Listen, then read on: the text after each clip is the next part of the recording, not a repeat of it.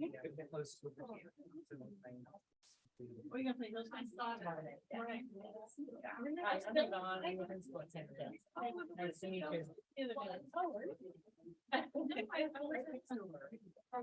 No, I wasn't. I was at Hillsdale. Up in the gym. This year. Oh, do you? Yeah. I think that is a problem. Next year. You know, like graduation. They came. I got it right. I like that. You guys. I did. Yeah, absolutely. No, I just like want to hang.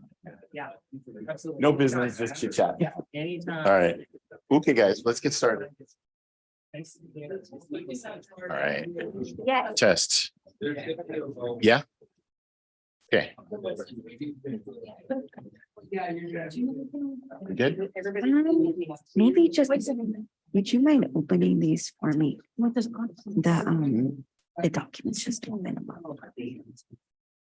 I'd like to call the meeting to order. Yeah. Let's get started. Thanks, everybody, for being here, and in the online, thank you as well. So we're going to start with roll call. So Trustee Jacobson, Present. Trustee Chavez, Present. Trustee Griffin, Present. Trustee Zuniga Andrade. Present. Is that right? Andrade Zuniga. Andrade Zuniga. Oh, It's okay. sorry.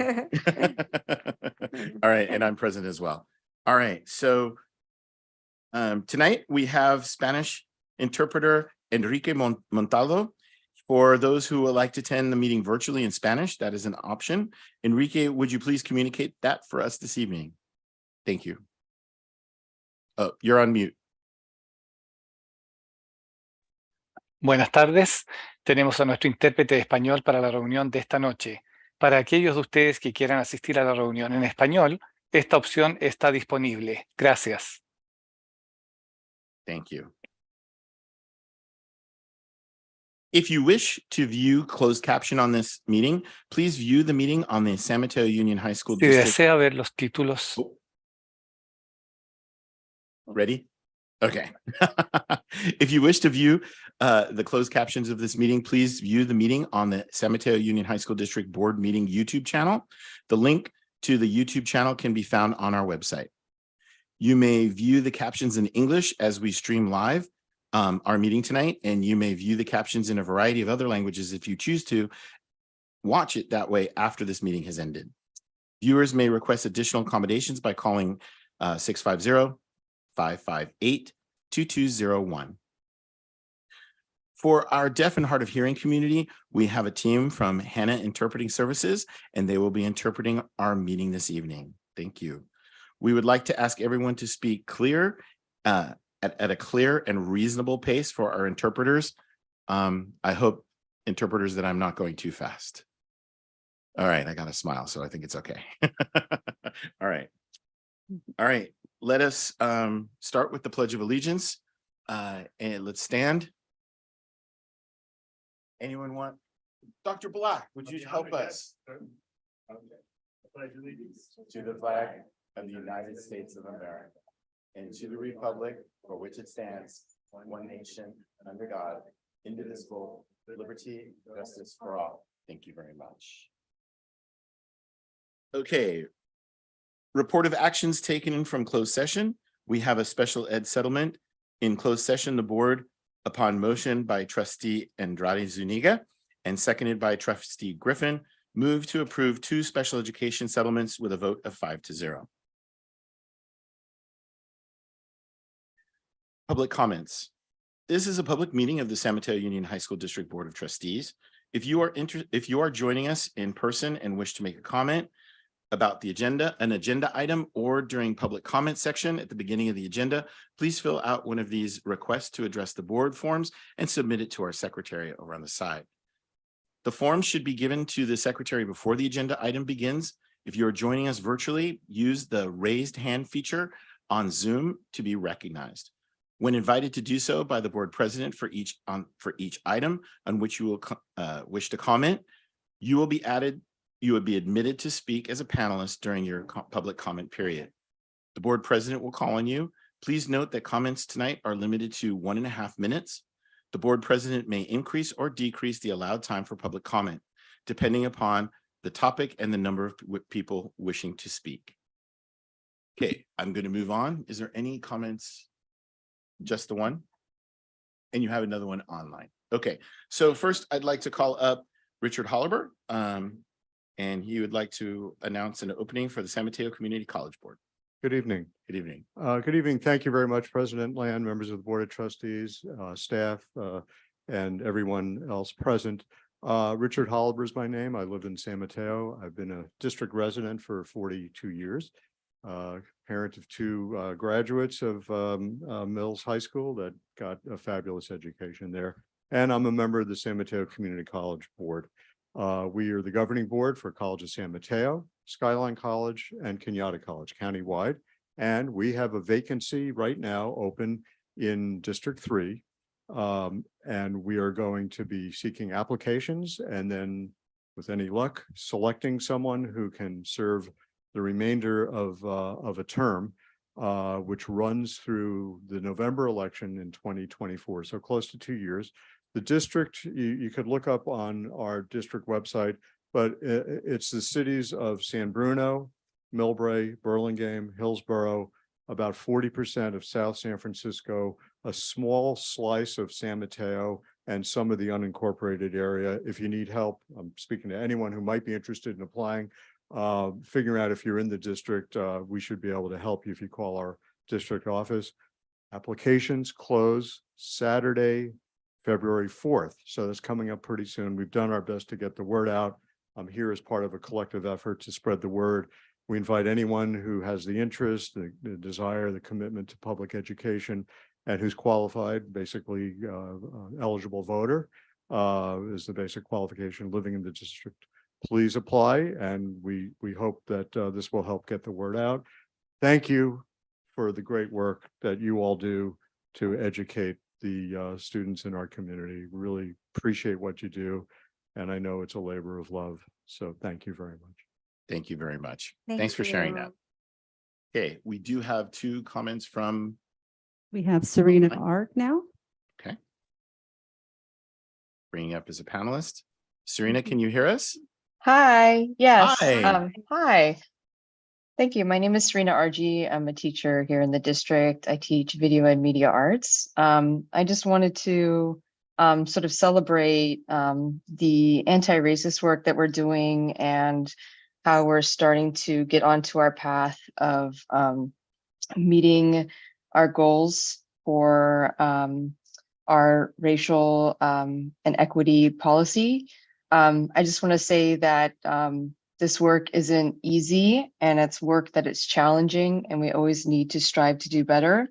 And I wanted to kind of uplift and sort of celebrate Dr. Samia Showman and her leadership and her truth telling, and going to places to where it's not always acknowledged, her deep work and the important efforts that she does in our district and for the work that we need to accomplish. So that is pretty much it. Thank you. Thank you. Thank Really appreciate your you. remarks. Okay, we have one more person that we're going to. We have Jennifer Way, and we have another one as well waiting. Oh. Okay, so Jennifer Way, and then we have one more in the wings. So I think. Go ahead, Jennifer, when you're ready. Oh, can you hear me? I'm sorry. Hello? Yes, we hear you. Oh, sorry. Okay, sorry. Hi, everyone. It's so good to see you all. And just like Serena, I'd like to uplift and celebrate Dr. Showman for just doing amazing work with ethnic studies, with going beyond the district, with showing up for both teachers and students, for listening deeply and well, and for just again, speaking truth to power, for continuing to strive to push our district into spaces in our anti-racist journey that might not always feel comfortable for people, but ultimately produce responses that are beautiful, that are empowering for both students and staff, especially students and staff of color, and that shake what we feel, what we have institutionally been a part of in terms of just rethinking how we operate and how we move through this world alongside of our students. So I really wanted to say thank you to Dr. Showman for her work. Thank you to the district for standing behind her work. Really appreciate everybody at the district in terms of our leadership for doing that as well. Thank you. Jennifer, thank you so much. Really appreciate it. We have 3 more waiting. Okay, so who's our next? Candace Thomas. Candace Thomas. Are they going to be upgraded to panelists so we can see them? That's what I believe. Okay, because we didn't see Jennifer. Her camera was off. Oh, got it. That's why. Okay. Candace, when you're ready. Candace. Hi. Okay, so my name is Candace Thomas. I teach at both Hillsdale and Mills, and I just wanted to reiterate my support for Dr. Serena Showman and how she's been a mentor to me in teaching ethnic studies and leading the movement and guiding us as a group. And she's just so fantastic, invited us into her home and feeding us dinner and really just being a mentor. Especially, she's one of the only people of color in leadership. If you look at the leadership in our district, it is mostly white. And Samia is usually the only brown person there. And she is so strong and she says what she believes and she stands up for what she believes in. I believe that's what our district needs. And I am so happy that most of our board is supporting ethnic studies and supporting Dr. Showman. Thank you. Thank you, Candace. Appreciate that. Okay. Sarah Pizer Bush. All right. Oh, and she's on the same one. Hi. Sorry, I'm over here and my speaker isn't working. Okay. Uh-oh. Oh, we lost them. Okay, if you can hear us, if you can get back online again, we'll have you reconnected. Okay. We have Miss B. Redgate. Okay. Ms. B. Redgate. Can you hear us? We cannot hear you. Hi, sorry. Can I you see hear me you. now? Oh, hello. Okay. Hi. Okay. My name is Brittany Redgate. I am also a teacher in our district. Good evening, trustees and Superintendent Booker. I'm here also to share my support for our dear colleague, Dr. Samia Showman. Samia has been unwaveringly courageous in advocating for our students whose voices have historically been systematically erased from their own educational experience. I have watched our students rediscover their voices, find healing and joy, and become empowered agents of change through our ethnic studies program that she helped to develop in our district. I've also seen our ELD students feel incredibly welcomed and cared for under her guidance of our ELD program. Samia is just an incredible asset to our district and an incredible human being in general. And I'm just so grateful to stand with her in our work to center and celebrate our most vulnerable populations. Thank you. Thank you. Really appreciate that. Okay, and I noticed we did get back. I think we did. Here they go. Yay. Let's try that again. Okay. Okay. So I'm Sarah Pizer Bush. I'm a wellness counselor at Hillsdale High School, and I'm also speaking to uplift the work of Dr. Samia Showman, and more broadly to really talk about my concern about this attack on our district's commitment to ethnic studies and anti-racism. As a queer white Jewish woman, I really want to talk about a little bit about my experience. So I'm going to get a little bit personal because I think this is really personal for so many of us. I had a pretty unique upbringing. I grew up Hasidic and in public schools in Northern California. And in New York, I actually got to learn deeply about histories of Jewish resistance. I got to learn about the price of assimilation and what it means, what we have to give up. But then here in California, at that time when I was growing up in the 80s, I really didn't learn anything about Jewish history at all. So really that part of my life was cloaked in silence, which meant that I really couldn't bring that part of myself into school at all. And really very rarely in my K-12 education did I learn about histories and experiences of BIPOC folks, and nowhere did I gain any knowledge or about systems of privilege and oppression, which would have been really helpful for me. So many students of color sit through their history classes year after year. They don't learn anything about themselves. And to me, that is deeply marginalizing and disempowering. And our district is really working to change that, to provide students with opportunities to learn about their histories and to make sense of their experiences. This is empowering and engaging. And I think this is what education should really be about. I didn't get to learn about that until college. And really taking ethnic studies classes, taking Chicano studies classes in college gave me the tools that I needed personally to be able to put together the fragments of identity that I needed to put together to actually build loving relationships with family members of mine who have really different perspectives as Orthodox Jews. It helped me build enduring, deep relationships and friendships with people of color. So these classes are for all of our students to be able to actually build community. So I Just so really you know, also, you're a little over time, so if you can Am I conclude your over time? remarks. Yeah, sorry. dang, You I'm cut so things a little sorry. short.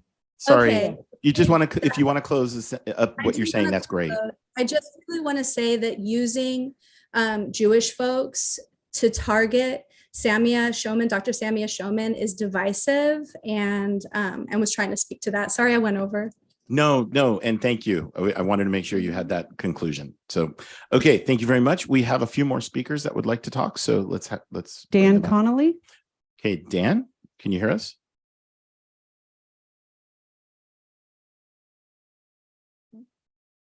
Dan, can you hear us?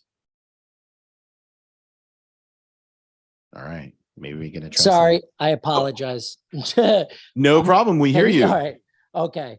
Okay. So I'm gonna just kind of continue this, expressing gratitude for Dr. Samia Showman's courage and bravery. I've been teaching for quite a long time, 16 years, and I do have to hold this sort of notion, this idea that, I think that, not to create a dichotomy in education, but I do think that the hope for public education is to create and envision, and imagine new possibilities for the future. And if we're not doing that and actively doing that, then we're just continuing and perpetuating the inequities of the past. And I think for too long, I don't know if you could see me. I'm sorry, I'm on my phone, but if you could see me, for far too long, the people who have dominated the conversation are people who look like me, a lot of white men. And I think that, as especially working with our ELD population and Dr. Samia Samia stepping up and advocating for that population and helping to create the systems and structures for me to meet those needs of young folks who are carrying so much trauma and bringing in a lot, and what it takes to meet those needs. Those systems need to be in place. And Samia has consistently shown that she backs up what she says and what she believes in. And it's only because of that I can do the work that I need to, that's the only way that I can do that work. And I'm just super grateful for that. So thank you. Thank you very much. Do we have one more? We have two more. Two more. Alexandra Dove. All right, Alexandra.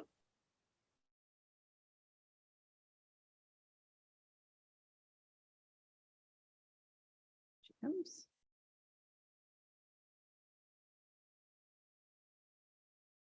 When you're ready, Alexandra, you can unmute. Hi, can you hear me? Yes, thank you. Awesome.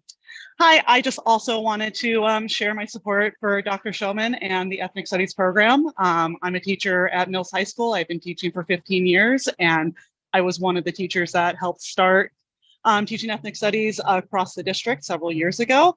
And it has been one of the most rewarding experiences of my life to get to teach ethnic studies to our students. It is a humanizing course.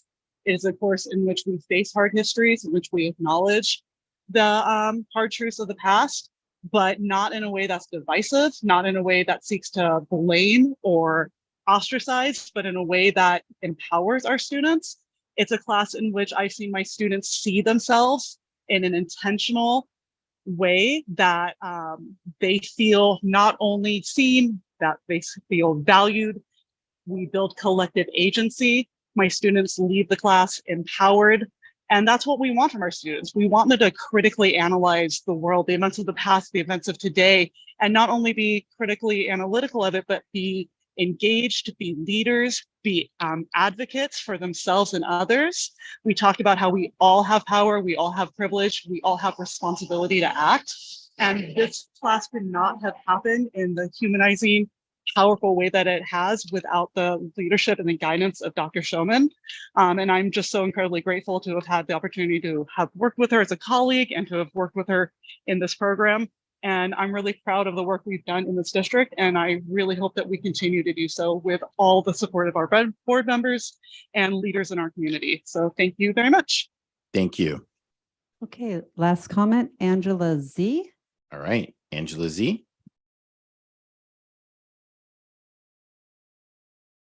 Can you hear us? I can hear you. Hello. I can hear you now. All right. All right, everybody. Hello. I'm Angela Zink. I'm a teacher at Mills and also a super proud graduate of the district as well. I think I can get my camera on too. And you last saw me. I was here talking about the new U.S. Course of study in the fall, but today I'm joining with everyone else to talk about on ethnic studies. I've been teaching ethnic studies for the past 4 years. We started the new semester, so we got new students, and it's just every new semester, it just reminds me again and again why I love being in the room with ethnic studies, because the new students fill the classroom with so much joy and hope, and they bring so much diverse passions that really they're driving our journey through the semester. And I'm not only a better educator, but a better person from my experience with ethnic studies. And I cannot thank anyone else but Dr. Samia Showman for her leadership and guidance. And she impels me to be a better version of myself, and the community she has built within ethnic studies as our cohort is invaluable. And our district is continuing to take steps towards more inclusive and equitable anti-racist education. We must continue to do so because our students have and continue to urge us to do. And it's the morally just thing to do. And I'm so excited to expand hopefully our ethnic studies offerings for our students. And we'll continue to work in community with them to co-create an inclusive and representative curriculum. Thanks so much. Thank you. Would Excellent. you like to take one more public comment? I will take one more Okay. public comment. This will be the last public This comment. will be the last public comment. Jacqueline Rogers. All right, Jacqueline. Can you hear us?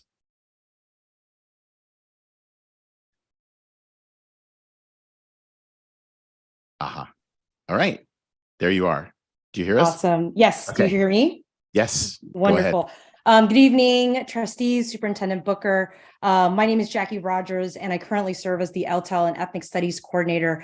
I also teach Advancing Ethnic Studies. I teach Introduction to Ethnic Studies, and I'm so proud to have been one of the first teachers to bring this beautiful, amazing, and transformative program to this district at Cappuccino High School. I just want to, again, uplift show immense gratitude for Dr. Samia Showman for leading the district and our state in this work. She continues to uplift our students of color and serve as a role model and mentor to people like me and educators in our district.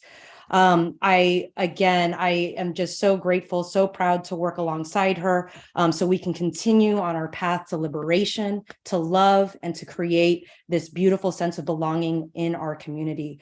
Thank you, Samia, again, for your support. Thank you, trustees, for supporting Dr. Showman, for supporting ethnic studies, and for allowing me to work in a district that sees me for my many identities, and to support a program that is incredibly humanizing for myself and our community. So thank you. Thank you. All right. Without further ado, we're going to go to the next, which is governing board comments. So is there anyone on the board who would like to say something? Seeing. I'll go last. Okay. I'll go You last. go. That's okay. Yeah, I think Bob raised his hand first. Okay, Bob, go ahead. Oh, okay. I'm just. That's okay. That's I'm calling on you, Bob. Good evening, everyone. You're it. I know Lihi is going to talk about an event we went to last night, and I'll just report that I went to the CCS managers, I guess board of managers, and we got to vote on all kind of sports, and you know, it's really interesting. It's they actually had, and I probably got 50 people in the room. They actually had about 8 or 10 roll call votes, which, you know, is just, I didn't know there was that much controversy in sports, but anyway, I enjoyed it. And I thank Coach Sell for giving me the opportunity. I've got a statement, and I'm it sort of ties in to what we're talking about here. And February is Black History Month. February is a time for all of us to recognize the impact Black Americans have made on our nation. Black Americans have made tremendous contributions throughout the history of the fabric of America. Black history is truly American history. Black folks have made contributions economically, culturally, politically. We must also recognize there is a widespread effort to ban the accurate teaching of our country's history. There are efforts to stop teaching about the modern realities of racism and to silence voices trying to speak the truth. Look at the situation in Florida and the politics that is stifling both the facts and an honest dialogue. There are dark chapters in our history. We have to know the full truth of our past in order to continue our work towards a more just world. In order to pursue the truth, and this is really important, we must use ideas that are well conceived, words that are carefully considered, and be willing to have honest and open dialogue. And I think that's critical for this district as we move forward. Thank you. Thank you. All right. Anyone else like to speak? Anyone? Lihia, go ahead. Okay, thank you. First, I wanted to acknowledge the land that we're on, that we're currently occupying is the traditional territory of the Métis Ohlone people, who are the original inhabitants of the San Francisco Peninsula. I first want to start with a moment of silence for the tragedy that happened in Half Moon Bay this week. This affects some of our most underserved folks out on the coast. So if we could just take a few seconds to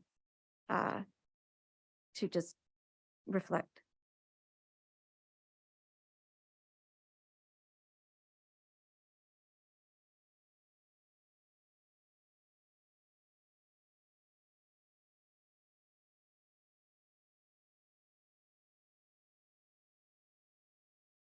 Thank you. Gun violence, continues to plague our world.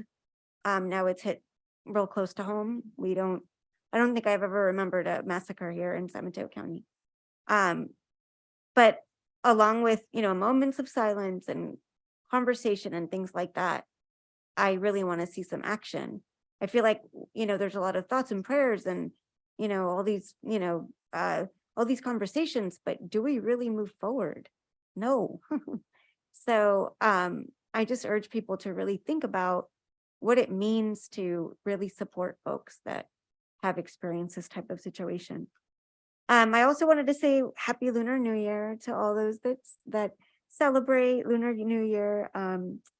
It's really nice to see all of the different celebrations of cultures in our world, in our community. And it's just so all of this stuff is just so connected to what's been happening lately with people that have been supporting Dr. Showman. And I'll get into that in a second. Last week, Trustee Chavez and I attended the Equity Advisory Committee.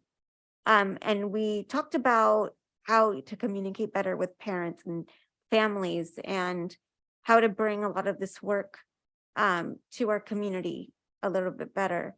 And I just really appreciate how much Dr. Kemke and staff and just how dedicated and how committed people are to make our world more diverse and more understanding. I stand fully in solidarity with Dr. Showman and what she's done in this district. My eldest son is an ethnic studies major. And if there weren't people like Dr. Showman in the world that had these examples, I don't think he'd ever really fully find his place in the university system. It's unfortunate that we have such close-minded ideologies out there that continue to, through misunderstanding and not knowing what ethnic studies even really is, it brings instead like misinformation and just hate, really. It's because of ethnic studies that I learned my own voice and my own culture. Growing up, I never had examples like that. I learned my indigenous history. I learned my intersectionality with the African diaspora in Central America through ethnic studies and what that means for me and, you know, in my life and my children. So it's important. And so like I said, I fully stand with, in solidarity with Dr. Showman. A couple of announcements. The Youth Leadership Forum is taking applications until March 17th. For people that don't know what that is, it is a week-long conference up in Sacramento at Sacramento State University in July or August for students with disabilities. And so they take courses up there. They have other colleagues and other students that are up there, all with disabilities, learning agency, learning advocacy, learning their rights, learning disability history. And so they're taking applications until the 17th. And you can find that information at ylf at dor.ca.gov if you'd like to message them. February 4th from 10 to 2, the San Mateo County Commission on Disabilities will be hosting the transition to independence. It's for students with disabilities that are adults, that are youth transitioning into adulthood. There's going to be entertainment, free food, booths, etc.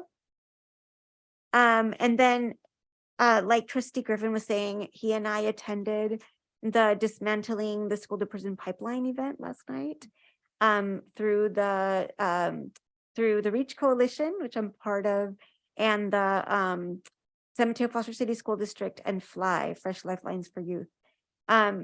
Again, it just really, again, solidified why we need ethnic studies and why we need people in the districts that look like our children, that look like our students, that bring that representation, that people that are helping to dismantle the school to prison pipeline, but acknowledge that that exists.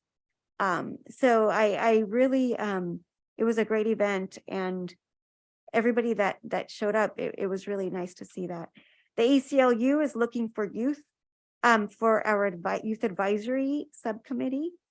And let's see, thank you to our ASL interpreter and our Spanish language interpreter tonight. And I have office hours from 1 to 3 on Saturdays if anybody wants to chat. That's it. Thank you very much. Thank you. Is there any other speakers? Terry, go ahead. Okay, thank you, President Land. Thank you, Lehia, for the Equity Advisory Committee. We attended that together. I also want to chime in and echo that I appreciate the dedication from our staff for that very important work. And I always appreciate all the work that goes into that meeting. And it's one of the things I look forward to every month is the meeting that we have. It's great. A lot of good work comes out of that. I also wanted to highlight a couple of basketball games that I attended.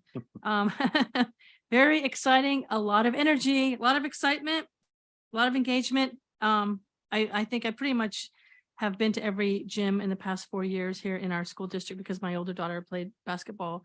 She played varsity for 4 years. Very exciting. But I went there and I tried to stay as neutral as possible, but everybody was screaming and yelling. And it was great. So well, I was neutral, but I didn't wear any shirt that had any other team on it, but I saw a lot of Cappuccino parents. Cap won by 1 point. I just have to give a shout out. So on January 13th, I went to the game at Hillsdale, and on January 20th, I went to the game at Mills. It went into overtime. You should have felt the energy. You could probably feel it all the way out through the whole county. I mean, it was incredible. Overtime, and then could have gone either way, and it flip-flopped a few times. Cap came out ahead by 1 point. I said I was going to stay neutral, but Cap won. But they really have a great, both principals were there. So it was great. Trustee Jacobson and myself toured the bridge program yesterday, right? Yeah, yesterday. Incredible. We toured 3 classrooms, met amazing students, amazing staff. I was so happy with the level of engagement. I wrote some notes here. I'm so happy with the level of engagement from the teachers, the staff, the level of support and engagement between the staff and the students is so incredible. And that's exactly why this program is so successful. They have a wonderful summary page here. I won't read it. I wish I could read it. I don't think President Land would let me read this page, but it has a lot of great information.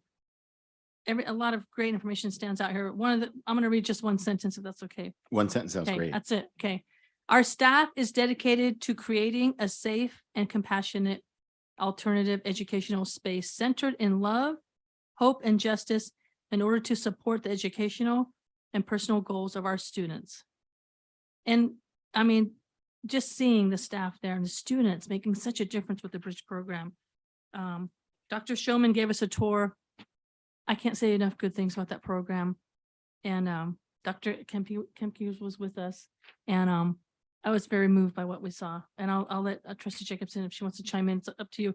It was great. I mean, visiting the 3 classrooms, what a great program. Every student there is successful because of the staff here. And I really, truly believe that.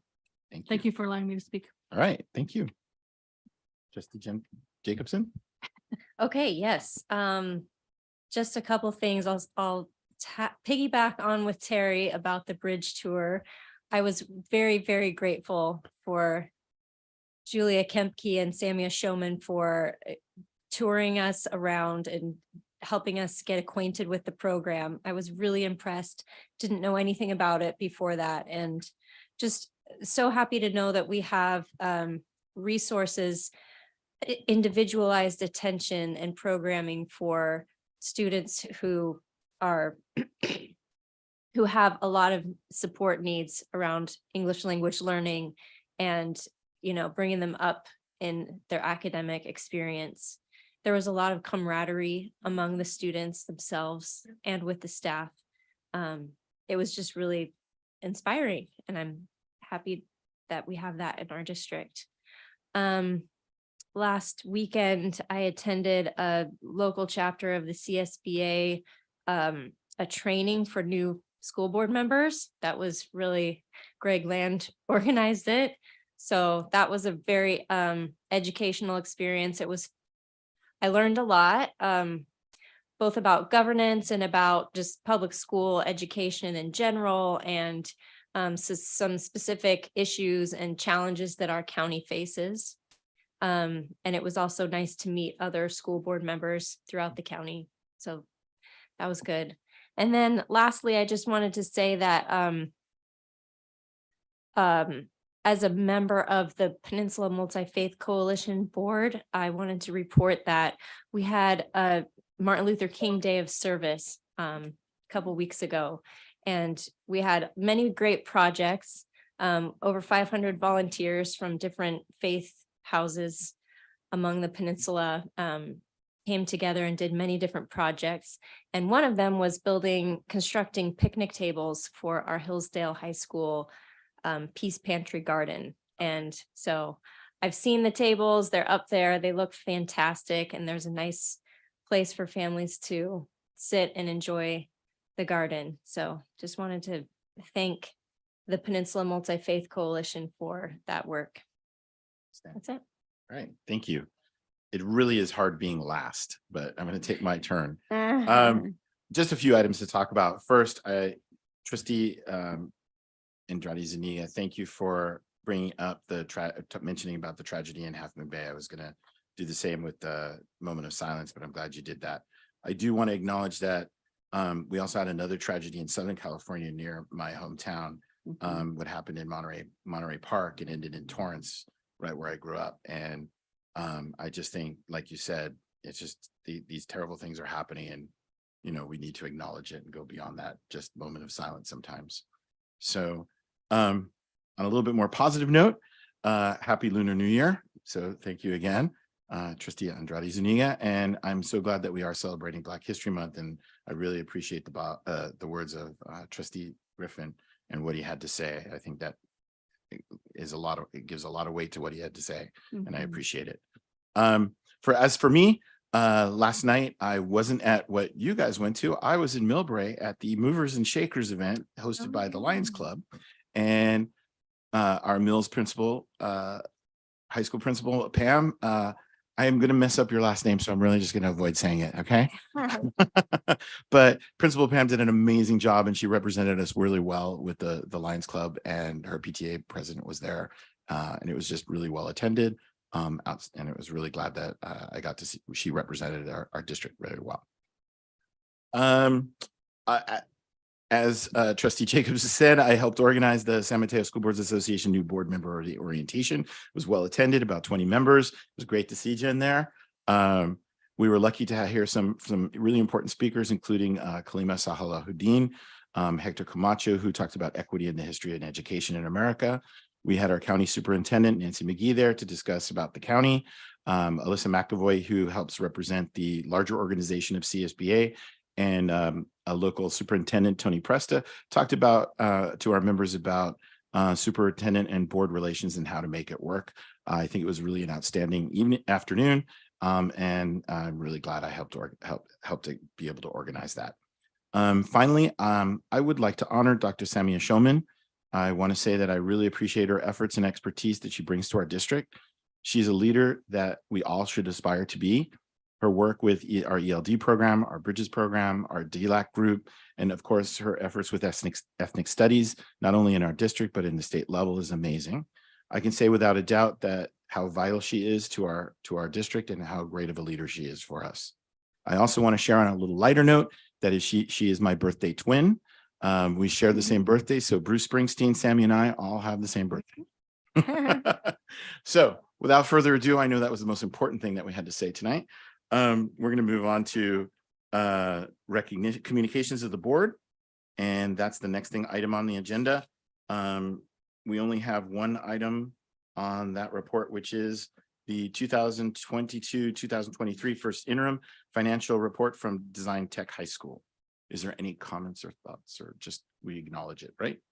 Okay, moving on. The next recognition is for Black History Month proclamation. So I'm going to turn it over to Superintendent Booker, who is out of town, but is joining us by Zoom. So welcome, Mr. Booker. Thank you so much, President Land. So yeah, this evening I'm at the Association of California School Administrators Superintendents Symposium. It's an annual event. So thanks for bearing with me on Zoom. This evening, you have before you a proclamation to recognize February 2023 as National Black History Month. This proclamation is special because it was written by students of the Black Student Union from Cappuccino High School. The students met with Ms. Chalkley twice and worked back and forth to edit the proclamation to include language that captured their experiences as Black students in our district. This is the first time in our district's history that I'm aware of when students contributed to the development of a proclamation, and it's a practice we'd like to continue. It's so important to center student voices and give them an opportunity to share their authentic experience with you and the community and everyone through these proclamations. So if it's okay, President Land, I'm going to move forward and read the proclamation. Outstanding. Great. Okay. So recognizing February 1st through February 28th, 2023, National Black History Month. This is a long proclamation, so please stick with me here. Whereas each year during the month of February, the citizens of the United States celebrate Black History Month and the actions, words, and achievements of so many Black Americans who have contributed to the success and prosperity of the United States. And whereas Black Americans have enriched our society through their commitment to promoting fairness, equality, and justice for all. And whereas August 2019 marked 400 years since the arrival of Africans to present-day America, and the United States Congress established the 400 Years of African American History Commission to commemorate the historic heritage and active contributions that Americans of African descent have made to help shape the cultural, academic, social, economic, and moral attributes of this nation. And whereas in spite of the African slave trade that solidified the institution of white supremacy in this nation, Africans and African Americans have nonetheless continued to persevere and move forward in society, fighting for their freedom and also for the freedom of all Americans over time. And whereas in 2008, the first African American president of the United States was elected. And whereas in 2012, President Barack H. Obama was elected to serve a second term. And whereas in 2012, California historically elected the most African Americans to serve in the legislature, totaling 12 members. And whereas 2018 marked the highest number of African American members serving in the United States Congress, totaling 55 members. And whereas in 2020, Kamala D. Harris was the first female and first African American and first Asian American woman elected as Vice President of the United States of America. And whereas Black history is American history, and understanding and appreciating the experiences of Black individuals is crucial to understanding the full story of our country. And whereas San Mateo County is fortunate enough to be located near hubs of Black innovation and Black history like Oakland and San Francisco, of which we strive to learn from. And whereas Black History Month commemorates the many different achievements of African Americans, whether that be in academia, business, fine arts, political action, and science. And whereas these achievements should not be recognized without considering the many sacrifices of Black individuals who continue to sacrifice, because we do not live in a post-racism society and oppressive institutions still exist as a result of the past colonization, exploitation, destruction, and pain of Black individuals. And whereas the Black students who enrich our schools and communities share a unique experience in our classrooms, can feel estranged, targeted, and othered among their peers as a result of being only 1.93% of the total student population. And whereas Black educators contribute a valuable and unique perspective to the classroom and serve as role models and mentors for our Black students who may not see their identity reflected in their environments or curriculum. And whereas we celebrate and are inspired by the strength and perseverance of Black students as they strive to reach higher levels of education, despite facing economically and socially oppressive systems. And whereas the San Mateo Union High School District seeks to support and empower students of all races and backgrounds. And whereas San Mateo Union High School District's equity vision states, all students will learn in a safe, inclusive, and equitable environment that validates, respects, and honors their unique backgrounds, interests, and identities. And whereas San Mateo Union High School District's equity mission states, we will continually identify, disrupt, and eliminate institutional biases and barriers to ensure that all students have the skills and knowledge to thrive physically, emotionally, and academically.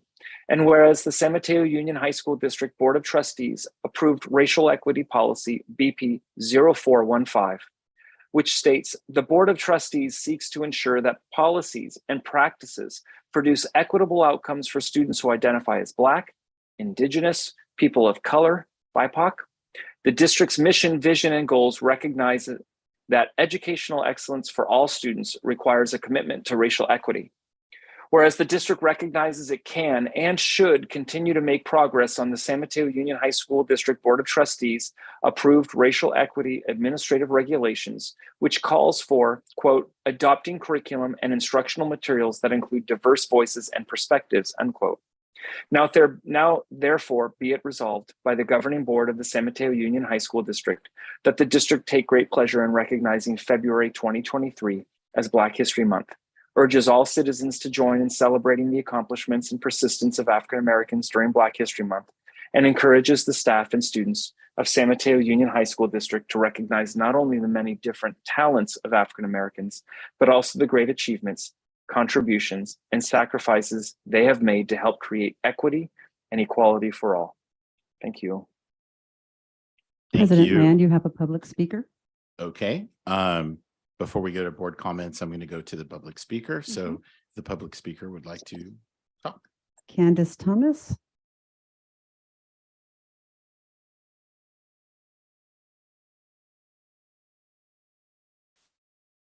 Candace, are you there? Yes, I'm See here. you. Hi. All right. Okay. That proclamation was so wonderful. And I'm not going to criticize the proclamation because I know students worked really hard to craft that proclamation. I'm really proud of them. However, as you were reading the words, Dr. Booker, especially about Black students and Black teachers, not wanting them to be valued in this district, it's just a bunch of talk. I cannot believe, like, when our equity statement says that we're going to dismantle systems of oppression, I don't believe that's going to happen. this district does not care about Black teachers, and they don't care about Black students. And it's not because they're only 2% of the population.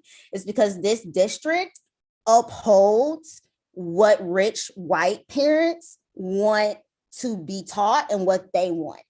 And I wish as a Black teacher, I could get up here and say that this district has been so supportive, that my administration has been so supportive of me as a Black woman, but they haven't. This district has supported me as a teacher, has developed me as a teacher, but to see me as a Black teacher who faces microaggressions, who's been targeted, a sub blatantly racist to me still works for this district.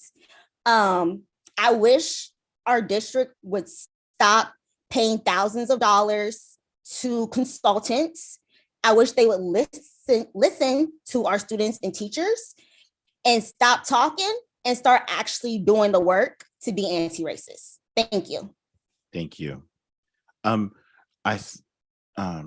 Charlene, did we have 2 student speakers who are going to join us? That will be for the flag. Oh, for later. Okay, sorry. So I'd like to open it up to board comments for the proclamation and then passage. I would like to say to Superintendent Booker and to Laura, I really am proud that students put this together, that it was students' words.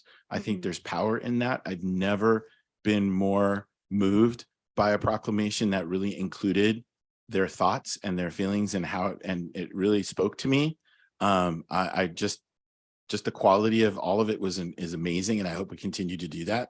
So I just want to say thank you to that. And I think on behalf of the board, I'd like to say that. So is there anyone who wants to make a motion and pass the proclamation? Can I say something? Yes, please. Well,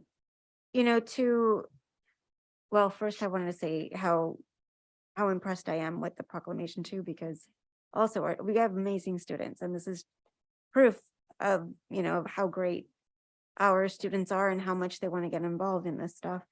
To Ms. Thomas's point, then that's her experience, and I respect that. And proclamations, resolutions, all of that are great and they're nice, but they are paper, right? They're just words on a piece of paper.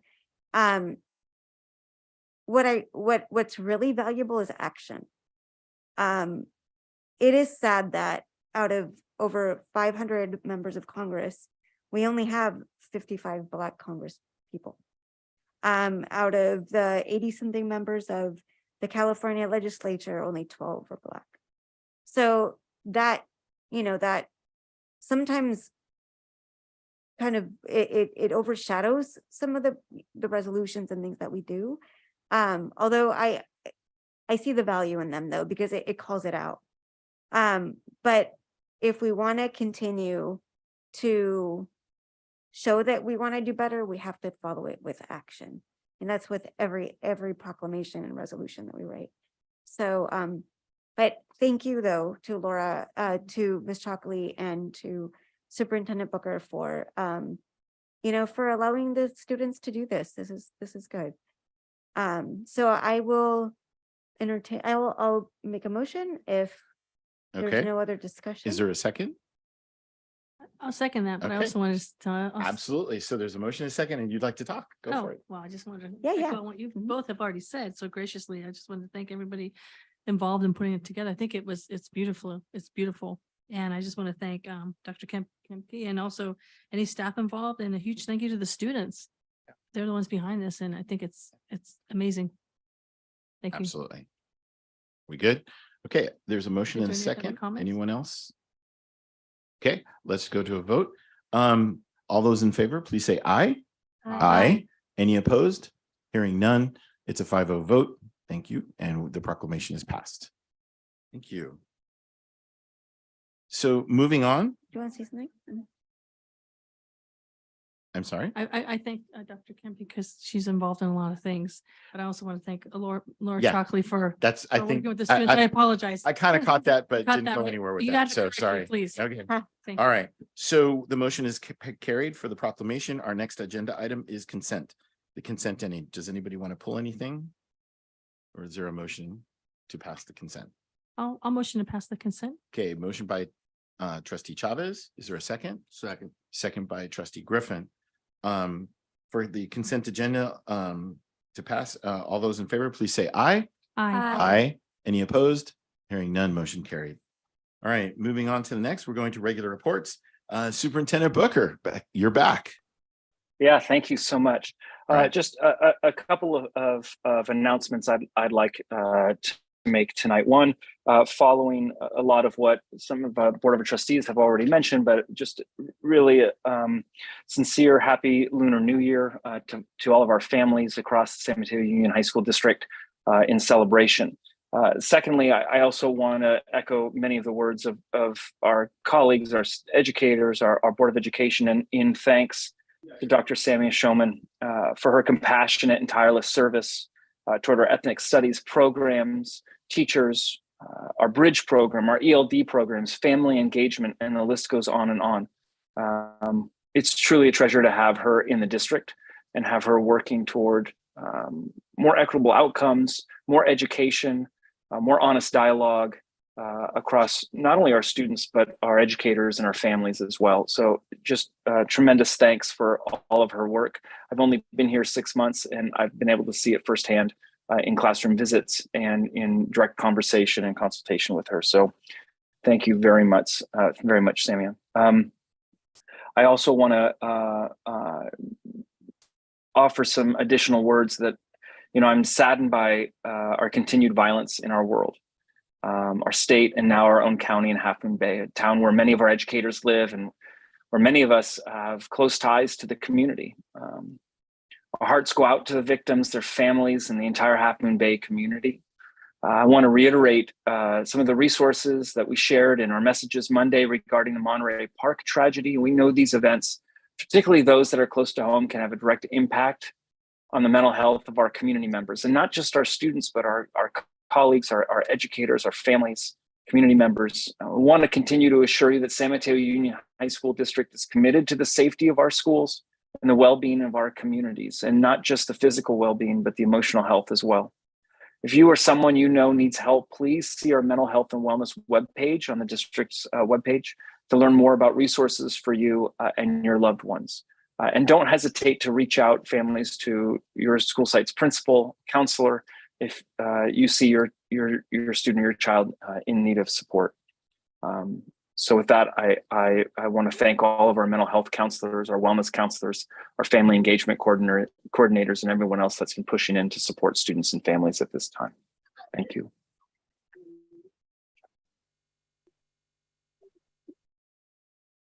Thank you. All right. Next is our District Teachers Association representative, President Childress. All right. Good evening, President Land, members of the board, and district cabinet. I look forward to Mr. Hawkins' presentation on the proposed state budget tonight. While it's not as pretty a picture as we would like, it's commendable that the governor has kept his promise of equitable access to quality public education and resources for all of California students. He has prioritized public education, students, and families in the face of a significant budget shortfall.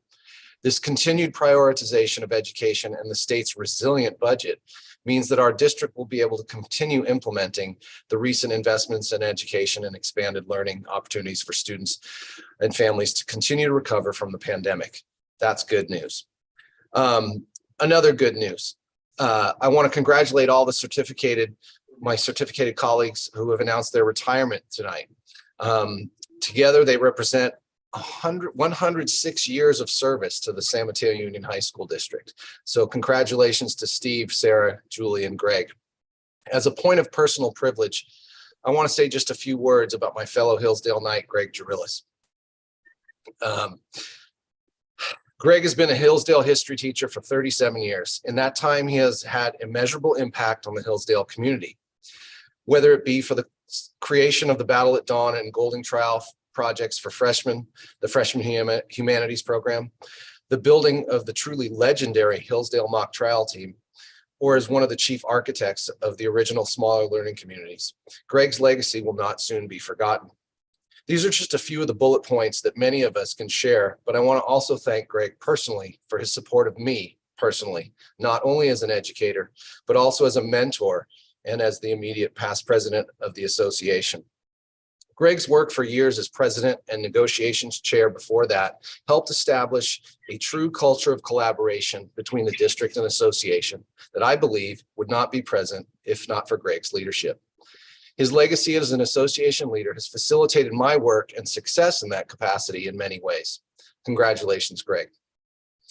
Tonight, you've also discussed the proclamation to officially recognize Black History Month. I also really appreciate Trustee Griffin's comments, his thoughtful reflection, and of course, the students' involvement in the proclamation. As this topic appeared on the agenda, when I first saw it, I reflected on how proud I am as a representative of the educators in this district who have worked so hard and worked so much in the interest of equity and inclusion, especially because most of that work has been criticized at many steps of the way. While we've made initial steps, some might call them baby steps, in the journey to center, support, and celebrate our most marginalized students, there is so much more to do. But it's good to take pause and reflect. Let's just take Superintendent Booker's first semester highlights, for example. Some bright spots might include, and I'll just pick through a few, centering student voices in the classroom, student equity teams, anti-racist leadership vision, equity advisory committee, diversity in hiring in the HR department, and some great statistics there. Latino parent night meetings, in creating an LTEL and ethnic studies coordinator position, academic language development, ethnic studies professional learning, workshops for families, family engagement coordinators, empowerment through action at Hillsdale, in Indigenous Cultural and American Journeys project at Hillsdale, becoming the Mills site leadership, really taking ownership of and deepening the focus on practice on anti-racist and ethnic studies tenets. And of course, all the great work that happens at the Bridge School. This is the work we do because it's who we are. I'm truly proud of our district and proud of our teachers. That's why, as you might imagine, that I was so angered and frustrated by the gross misrepresentation of Dr. Samia Showman and our ethnic studies program in general in the recent articles. Simply stated, the commenters are wrong. They're wrong about our district. They're wrong about our leaders, wrong about our teachers, and truly wrong about our students. The work we are doing is noble, just, and in the best interest of our community. Again, on a personal note, I've known Samia, Dr. Showman, for nearly 2 decades as a fellow Hillsdale educator, a community member, a fellow parent, and a friend. Samia is one of the most thoughtful, fair-minded educational professionals dedicated to real student success, and she does her job with steadfast integrity. I could go on, but I'd like to read into the public record, a portion of a letter that I think you all received and should read in its entirety from Rachel Lauderdale, another Hillsdale teacher and our association vice president. It shouldn't have, Rachel says, I shouldn't have to defend Samia Showman to any of you. Her work for our district transcends anything I can express about her. Oh, do you know where I can find like an iPhone charger? Oh, yes. I can just stick one. Not sure where that is coming from. Okay. Do you want to lay it here? Actually, If there's somebody, can you check the mute? Thank you. I think they got it. Okay. Okay, good. Unfortunately, some might read the recent article and vilify her. That is the price many leaders of color are taxed with when shaking up the norm and trying to dismantle white supremacy for the benefit of our students. Without Samia, our district would be miles behind in our work toward equity and anti-racism. She leads with integrity, empathy, and fierce advocacy for students most marginalized by the education system and some of the systems in our district. She and the students she serves deserve better than to have her words incorrectly and inappropriately picked apart to undermine the equity work of our district.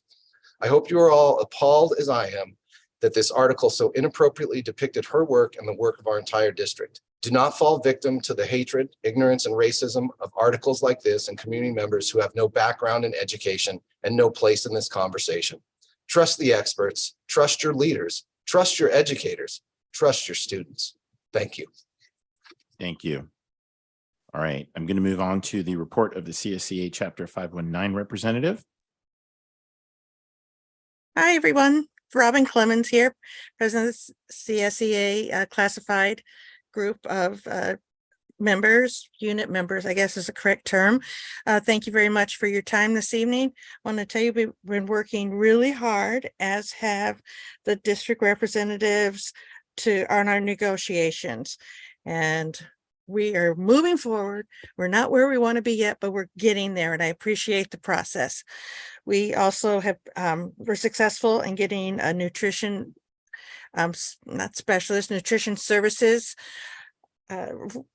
jobs expanded, and worked with the nutrition services staff to make sure that everything was going to work well for them and with Dennis and move forward. And we're very happy about that. It's been very interesting listening to all of the diversity or DEI information tonight. Had no idea what was going on, because there's really such a deep divided line between classified and certificated staff. We just don't know what's going on and things, but I guess by osmosis we will find out about it. But I can't comment on that because I have not read anything else. I've just heard the information tonight, but I am so excited about our classified PD day. And I'm so thankful that I got to work with Kirk and Gabby Gonzalez, the facility manager at Aragon, to create a training that would be receptive to our population of the classified staff, which are by far more ethically differentiated than other groups of staff at the district. And we're going to learn to embrace who we are and love and respect others for who they are. And it's so refreshing. I can't wait. So with that, thank you. Thank you very much. All right. Next, we're going to have the report of the San Mateo Adult School Teachers Association. We don't have anyone in attendance tonight. Okay. Moving on, we are going to special reports and appearances. The first one is a request by the Black Student Union to fly the Pan-African flag. I'm going to turn this over to... I can take it. All right, Land. Superintendent Booker, thank you. Thank you. So tonight you have before you a request from the Cappuccino High School Black Student Union to fly the Pan-African flag in our district during the month of January, which is also National Black History Month. In their request that this item be agendized, the students wrote that the Pan-African flag, quote, signifies Black unity and the fight against injustice, end quote. They go on to say, quote, the Pan-African flag should be flown during February on all San Mateo Union High School District campuses to commemorate the historical sacrifices of Black people for the sake of Black liberation and equality, including equitable education, end quote.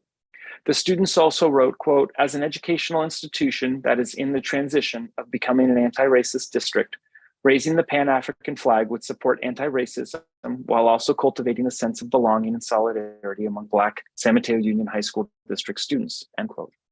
Per the district's board-approved Regulation 6115, Ceremonies and Procedures, Flag Display Procedures, the group circulated a petition and gathered the required student signatures from each school. Per the regulation, this is 5% of the student body of each school or 20 student signatures, whichever is less. An image of the flag is also included in the letter from students included in the board memo. We bring this request to you tonight on behalf of the students for your consideration. Thank you. Thank you. And I believe we have two students who'd like to talk. I'd like to turn that over to them. We can start with Awab. And Awab? I'll have you please pronunciate your last name. I don't want to do it incorrectly. Please. No worries. My name is, and can anyone hear me? Okay. Yeah, we can hear you. Perfect. Great. Thank you. My name is Awab Dagadir. I am a senior at Cappuccino High School, 12th grader. And I was the one who wrote a section of the Black History Month Proclamation. And with Hayat's help, I also co-authored and co-collected the petition signatures for the Black Liberation Flag appeal and petition.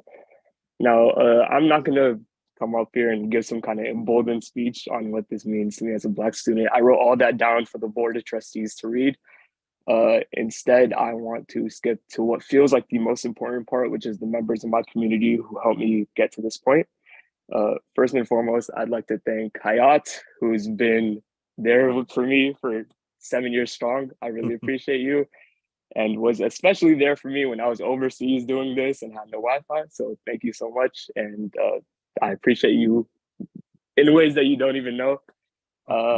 I'd like to thank the teachers of Cappuccino High School who deserve a massive raise for helping me and growing me as a person to just be able to articulate myself to try to make change in my community. And with that, I'd just like to say thank you for listening. Thank you to the Board of Trustees for considering our proclamation and approving it, and to for considering our Black Liberation Flag petition and appeal. So thank you, and thank you, Mr. Superintendent Booker, not Mr. Booker, my apologies. And thank you to Ms. Chalkley for helping me out and helping us out, helping the Black City Union out throughout this entire process. So I appreciate you. Thank you. Awab, thank you very much for doing that. I think that was outstanding. So, and really appreciate all the work that you've been doing. So really, thank you. We have another speaker. Hi, can you guys hear me? Hi, yes, we can hear you. Okay. Hi, my name is Hayal Zagul, and I'm a senior at Cappuccino High School. First, I'd like to recognize the courage, determination, and commitment of the Cappuccino Black Student Union to petition to fly the Pan-African flag. This flag is a symbol of Black liberation in the United States and carries much weight in the fight for racial equity today. Members of the board, I encourage each and every one of you to vote in favor of raising the Pan-African flag this February at our district campuses so as to condemn the racism Black Americans, but more specifically our Black students and Black teachers face each and every day. The flying of the Pan-African flag is a symbol of communal growth and commitment to forming a more equitable, safe, and advantageous learning experience for all. I urge all of you to take this step in denouncing the colonial and inequitable ideologies we've inherited as a community by voting yes for the flying of the Pan-African flag. Thank you all so much, and thank you, Awab, and thank you, Mr. Booker, and thank you, Ms. Chalkley. Wow. Thank you so much for that. Okay, I'm going to open it up to the floor. Anyone want to speak? Yeah. Okay. I'd like to just say that, earlier I had mentioned, action along with words that are on our resolutions and proclamations and all of that. And so this is a good example of action.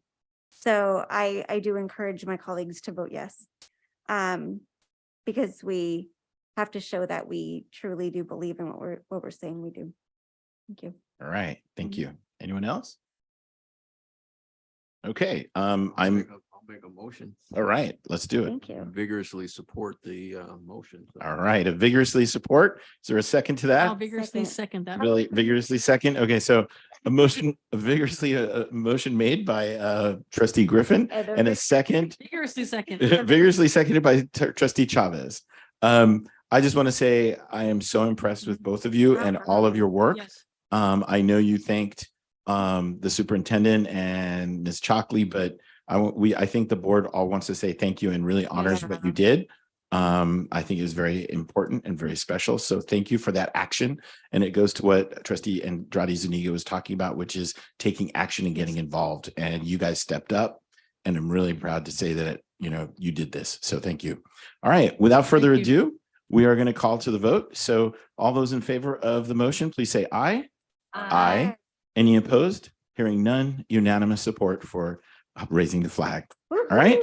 Thank you so much. Congratulations. Congratulations. Thank you for your work. Well done. Okay. Without further ado, we are going to move on to our next topic, which is Spotlight on Student Learning. Again, I'm turning it over to Superintendent Booker. Thank you very much, President Land. So this is a really, really exciting time for us as the district. This is a kind of a new mid-year point review, if I could call it that.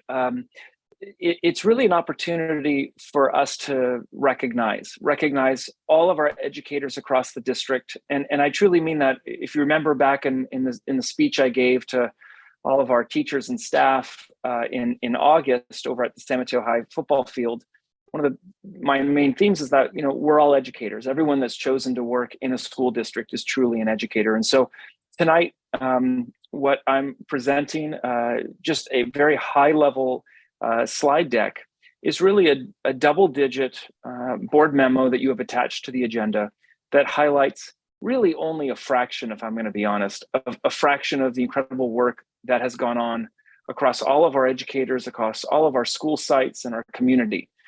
This was, our team, and I want to call out Laura Chalkley and Sayer and others that helped put this together, all of our principals and directors and managers who had input into this document, into this memo, and into this slide deck. Because what it's really serving to do is highlight for our community, our students, really everyone, all the incredible work that has gone on in such a short amount of time since August. It is a big pat on the back. It's a big pat on the back to the board and all of their policies and initiatives, and all of our administrators, teachers, support staff, classified, everyone across the district, truly all of our educators. And then at the most, or at the heart, all the work that we do for students. So what I'd like to do tonight is just introduce this slide deck, walk us through it very quickly, because there's a lot to it. And there's even a lot more in the board memo that I want to encourage everyone to take a look at. But I want to give some highlights. And there's a lot of text in the slide deck. I'm not going to read it all verbatim. I'm just going to pull out some of the high level items. And we'll be disseminating this slide deck and the double-digit page memo that highlights all of our work over this past semester really broadly. It'll get sent out to families and students and all of our educators for them to dive into and just feel really proud about the work. One of the things that I've said very often in my 6 months of being here is that it's an absolute blessing to work in San Mateo Union High School District. It has been a game changer for me. And one of the things I've told people is one of the beautiful things about working in education is that you can come every August, whether you're a student or an educator, and hit the reset button. And you can come in and be someone different and do something new and leave that baggage behind. And that's been an incredible opportunity, I think, for all of us as we've come in this August and worked through January. So without that, I'm going to, or moving forward, I'm going to ask Shar to click to the next slide. It's curriculum and instruction, and we'll start our quick presentation. So this is highlighting our curriculum and instruction team, our instructional leadership team, our professional learning series. We have incredible professional learning opportunities going on Monday for both our certificated and classified staff. Robin talked just briefly about it, but it's also occurring for our certificated staff as well. We've formed student equity teams at all of our comprehensive sites, as well as Peninsula and Middle College. We have an incredible teacher induction program and new teacher support program, 25 new teachers clearing their credentials, 40 newly hired teachers through orientation and PD workshops. We've got an anti-racist leadership vision that's guiding our work this year. And as Ms. Trustee Chavez talked about, the Equity Advisory Committee as an important advisory group for all of us. I'm going to move on to human resources. PTA President Childress talked a little bit about some of the stats in this slide and in the memo and the presentation that was done earlier in the fall. But our diversity, equity, inclusion, and accessibility audit focused on culture and recruitment and retaining staff. 26% of new teachers identified themselves as Latinx, and 73% of new teachers identified themselves as female. 10 new administrators as Asian or Latinx, and the list goes on and on. We began the school year without any full-time teacher vacancies. That's incredible. There's a national teaching shortage. And so to be able to do that is nothing short of kind of a miracle. And I think it speaks to how interested and eager people are to work in this district.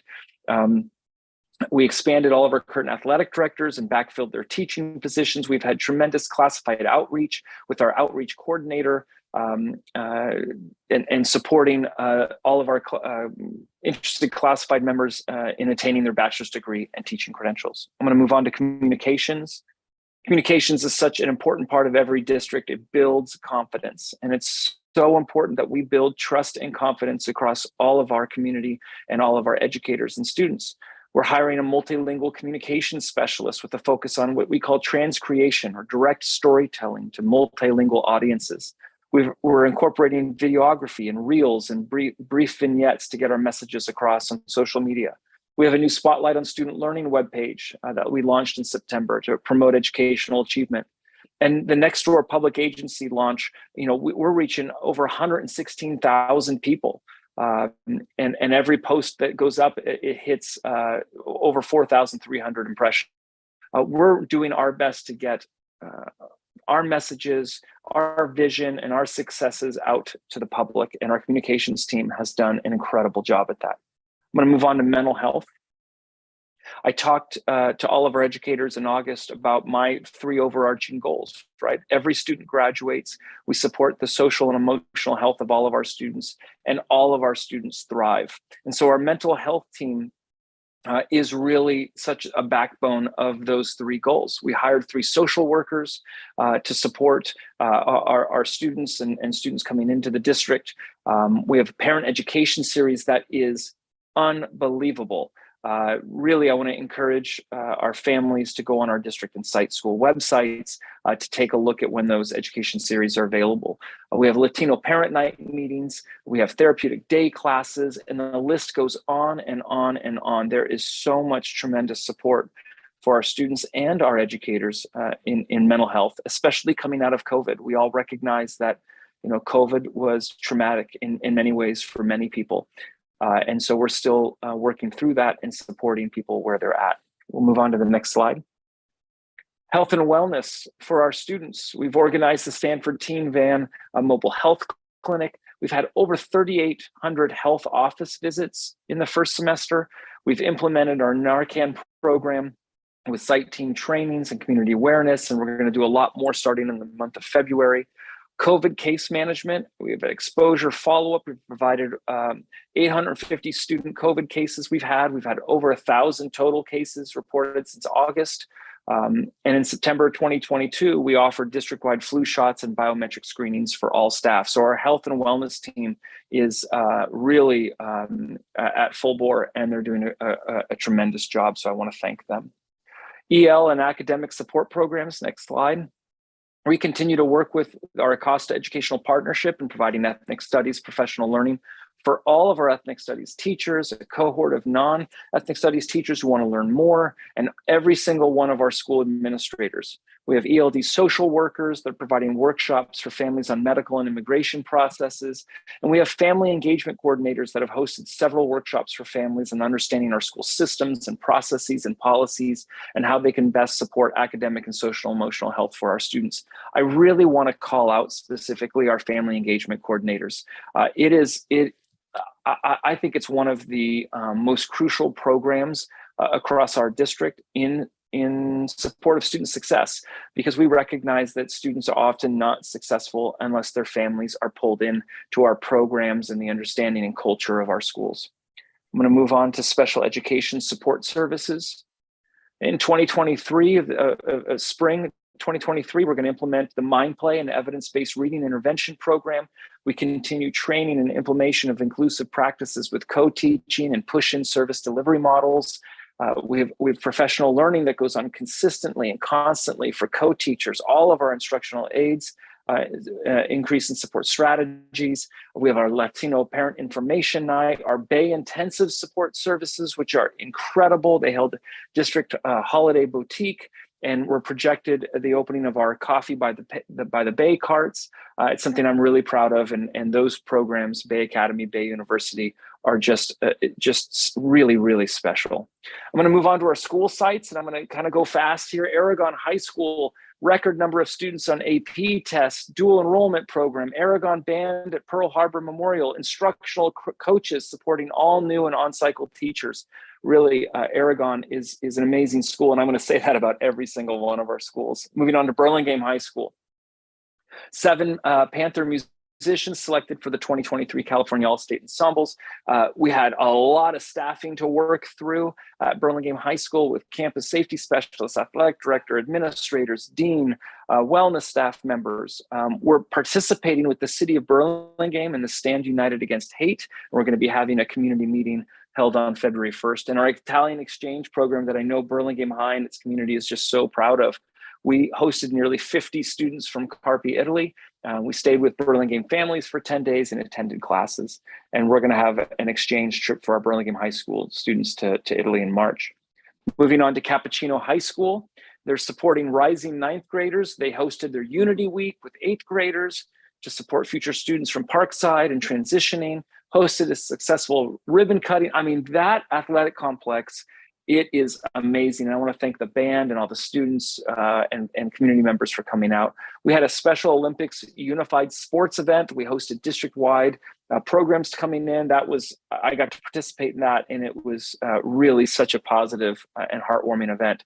And over the last several board meetings, we've had CAP teachers come and talk about math pathways and the pre-IB math pathway and all of that. So just big shout out to their math teachers and all the work they're doing. We're going to move to Hillsdale High School. They implemented their second year of Geometry for All, and we had a board presentation on that, which was fantastic. More fully developed empowerment through action. They partnered with the Police Activities League. They maintained the Peace Pantry. I know they're so proud of that, providing weekly food supplies and personal items for 150 families. $80,000 to the cause for Second Harvest, 200 students, over 200 students in dual enrollment classes, and 11th grade humanities completed an ambitious Indigenous culture sovereignty exhibition, as well as the American Journeys Project. Just really great things happening at Hillsdale. Mills High School, they held the first ever Viking ship orientation on the first day of school, giving all students access to learn how to be successful Vikings. We're almost completed with the Mills Athletic Complex. We're going to have a ribbon cutting in March. We had the Freshman Flex Advisory Program, where freshmen were assigned to one teacher for every Wednesday flex to support that transition. The 4th annual United Against Hate Week, just sending that strong and united message. And during October professional development, worked through in our PLCs, common instructional strategies, all of those kinds of things over at Mills. So really great things happening there. Peninsula High School, family paint night. I've been spending a lot of time at Peninsula. It's great. I love it over there. Family paint night, cultural night, awards nights, just really family oriented school, drawing those families in onto their campus, which I really appreciate. Their staff and students attend the Burlingame Farmers Market. We had 25 students participating and graduating from the Fresh Lifelines for Youth program. Under the guidance of college and career advisors, a record number of 40 students have signed up for dual enrollment classes, which is just fantastic. I just want to send a special shout out to those 40 students. Really great work. Physics in the Universe, an extended project in our science classes, helping students improve public speaking skills, collaborating with peers, and so on and so forth. San Mateo High School, they hosted the District College Fair with over 80 college presenters in English and in Spanish. They hosted the U.S. Military Speaker Series and Union Trade Speaker Series, several student alumni art shows, county offices, San Mateo Public Library, Teen Lounge, the San Mateo High School Art Gallery. The Society for Science, they announced the top 300 scholars in 2023 in the Regeneron Science Talent Search. And this is the nation's oldest and most prestigious science and math competition. And a San Mateo High School senior was included, which is really, really remarkable. And last but not least, we celebrated the 120th anniversary on October 8th with 400 plus community members. The Bridge program launched a Bridge community food pantry, Bridge staff, ongoing professional learning and coaching, Latino youth development, a legacy youth project. Graduation rates have tripled a number of students who will earn a high school diploma this year. I love that stat. Concurrent enrollment, small groups of students will be taking a concurrent enrollment class at CSM during the spring and really implementing our after school programming, including art and fitness and reading. So big shout out to Bridge. Middle college enrollment started with over 200 students. This is the largest enrollment in 25-year history of the program. I love that stat too. They conducted nearly 1,500 one-on-one meetings between students and advisors as part of the Level 1 MTSS. They had 185 students attended trips to San Jose State and UC Santa Cruz as part of the college visits. And we've been collaborating with CSM on plans to renovate Building 12 and more to come on that. So really great things happening over at Middle College. San Mateo Adult and Career Education celebrating 2,000 enrolled ESL students in the program this year. We held the 4th San Mateo Adult and Career Education ESL graduation since its 2021 inception. We have student ambassadors and volunteer programs. It's grown to more than 50 members, and they've expanded their career education programs. And you can see the list there. There's just a number of items that we're reaching out to our community of adults adults. So big thanks to San Mateo Adult Career Education and their teams. Student services, going into looking at some of our district programs, we received a $2 million Learning Communities for School Success Program grant, improving attendance and collaboration with wellness team managers, provided training to 35 new and returning administrators and deans and social workers. We're developing plans to have all of our previously incarcerated youths to have mentors upon release. That is really an innovative program in working with re-evolution. Alternatives to discipline and restorative justice practices. We hosted 4 sessions of RJP for our new and returning staff, and just big shout out to Don Scatena, who's doing a great job in leading our student services programs. Technology, improved Wi-Fi connectivity. You know, technology is one of those departments that you don't want to hear about, right? We just want everything to work well. They are an incredible team, and they are so responsive. Wi-Fi connectivity by replacing 70 access points. We've got back-end setup for school sites and public announcement systems. We're training technology staff in cybersecurity.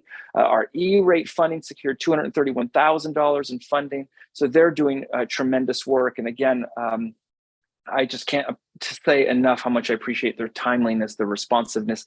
And you should see just what goes into putting on a board meeting, let alone running the school district and school sites from the technology aspect. So big thanks to Simon and his team.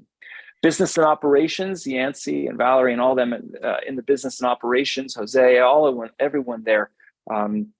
Linda, Measure L and facility status. You know, we've completed the athletic complexes and high school music HVAC systems, and we're going to be ribbon cutting at Mills Athletic Complex soon.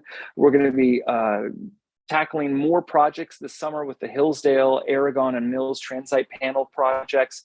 And then we've got schematic designs complete for Burlingame and San Mateo Gym. You know, one thing that doesn't grab too much attention, but it's a big deal in business and operations, is that under our bond program, we had an absolutely successful performance audit, 0 findings, which is really amazing and a tribute to how hard they work. Moving on in business and operations, we received a $4.6 million electric bus and infrastructure grant. And I just want a big shout out to our transportation department. They are amazing. They're always so personally welcoming to me. They show me around. They show me what's going on with the buses and the transportation system. So, you know, big thanks over there. We've proceeded with the sale of Crestmore and to support workforce housing. A lot more to come on that over the next several months and into next year. And we're projected to serve 1.4 million meals to students through the Universal Feeding Program. 1.4 million meals. So thank you so much to our nutrition program and everyone who supports our students across the school sites. All right, and so let's talk about what's coming up. You know, one of the things we're so lucky to have in this district is a school district where operationally, our trains run on time.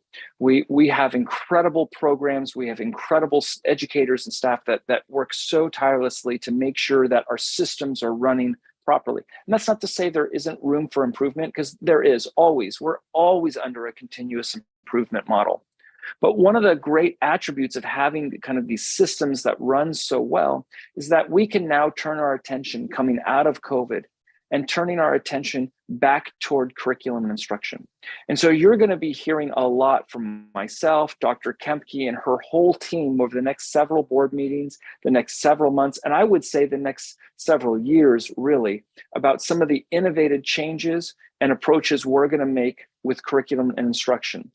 Going back again to making sure that all students thrive and that all students graduate. Those are our 2 big goals when it comes to curriculum and instruction. And so we're going to have to make some significant changes to disrupt what we know are those predictable negative student performance outcome trends. We know what they are. The data shows it to us, and we've seen it year after year after year. And so we want to work hard to make some changes to disrupt that, and we'll be coming back to the board and to our learners, our educators, in February and March to highlight some of the initial changes we're going to make.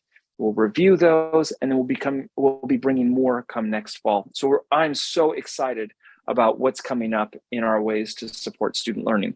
And last slide, please. please, please, please stay connected, right? We want families, educators, students, stay connected with us through all the various apps and social media applications. We want to hear from you and we want to connect with you. So thank you for listening. I really want to encourage the community to dive into the board memo, because again, double-digit pages of all the things. And if there are educators out there, really sitting there going, well, what about my program? Yes, your program's awesome too. And we could only craft so much. So I knew I was going to be leaving certain programs out, and I'm so sorry about that.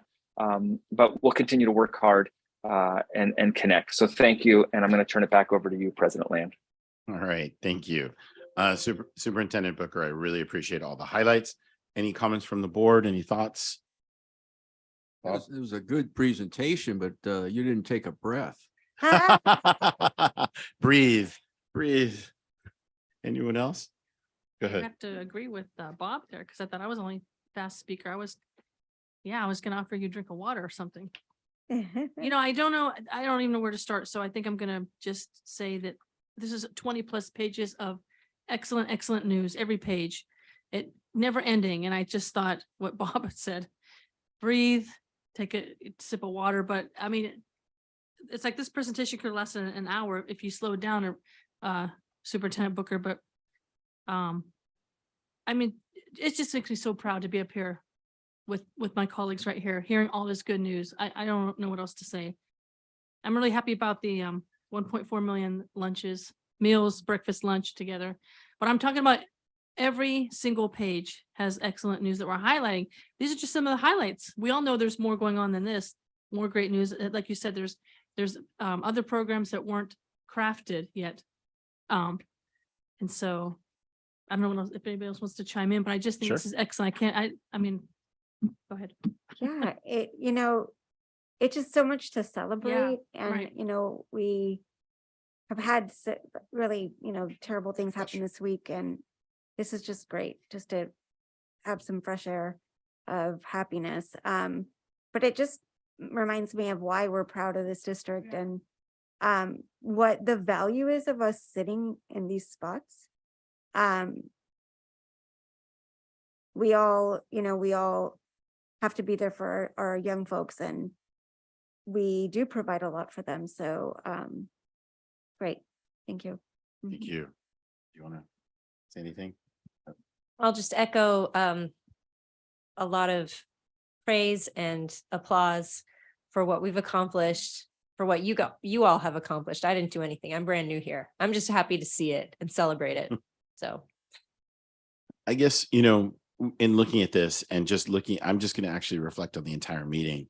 A lot of times we have interesting meetings that are contentious or, and even today I thought we might have that happen today, but listening to this entire meeting, I'm just so proud to be up here and to be part of this. Mm-hmm. You've really summed up some major things that we've gone on, and we've talked about them in board meetings, and we've seen how it's evolved and what's happening. We've looked at the sites. We're going to look at their SIPSs and have them, the principals highlight a little bit.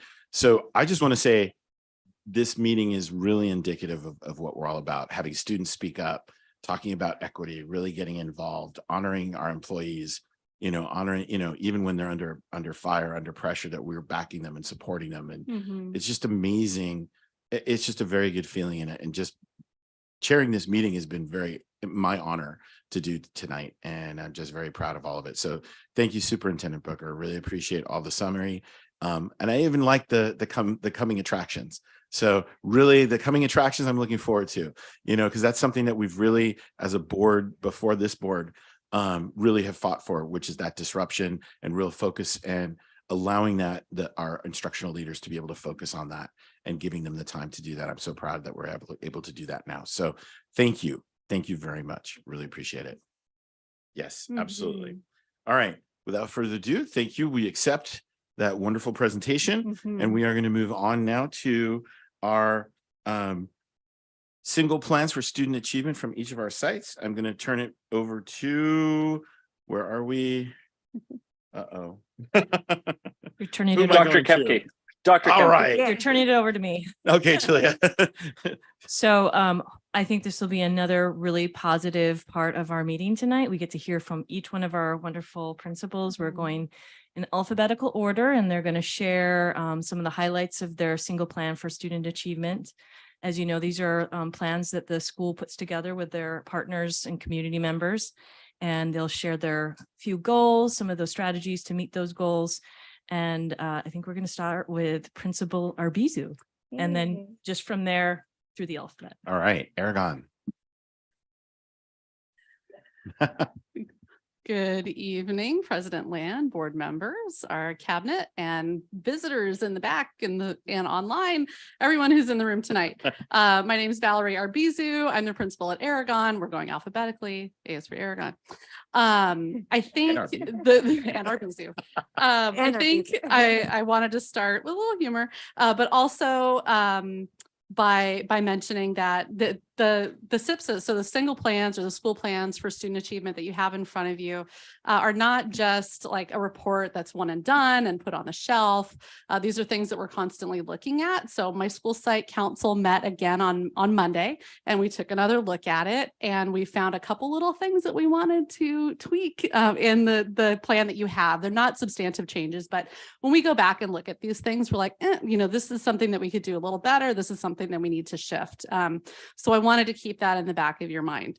I also wanted to make sure that as we're talking about these plans and we're getting ready for our WASC accreditations coming up next year, all of these things are together.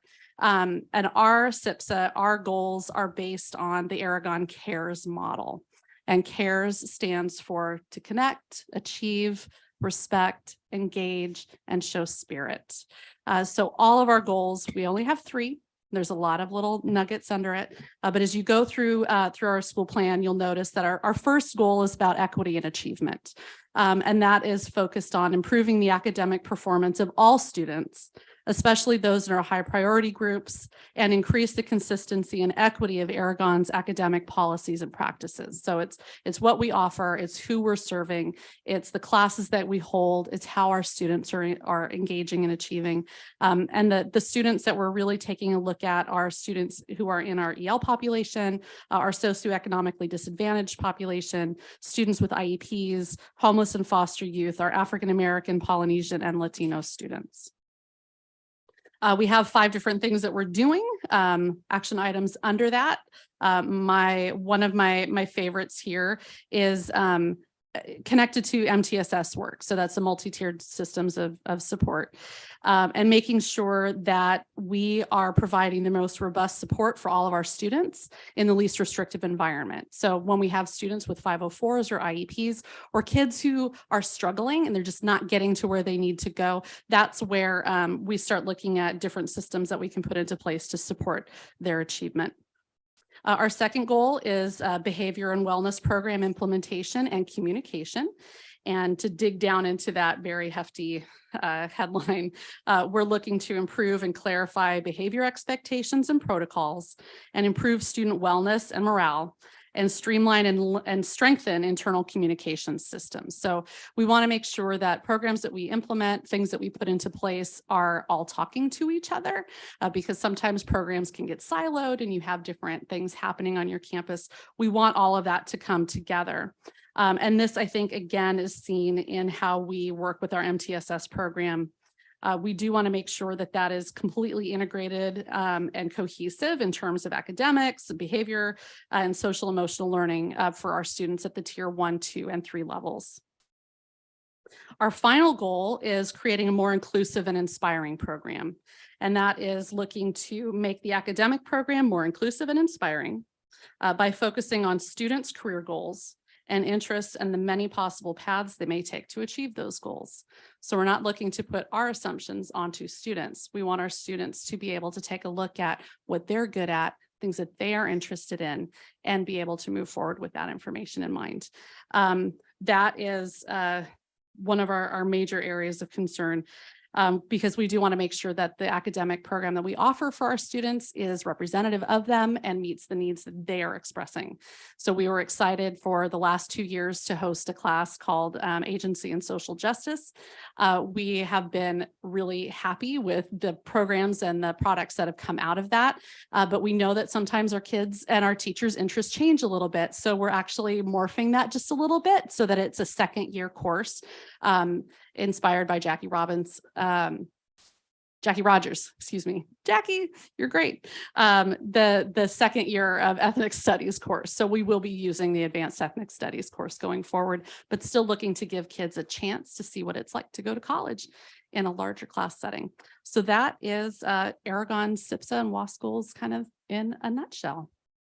Thank you. You're welcome. Thank you. Awesome. Were there any questions? Oh, I have something, a comment. One of the students that's in the agency and social justice class, he actually is now part of the Commission on Disabilities.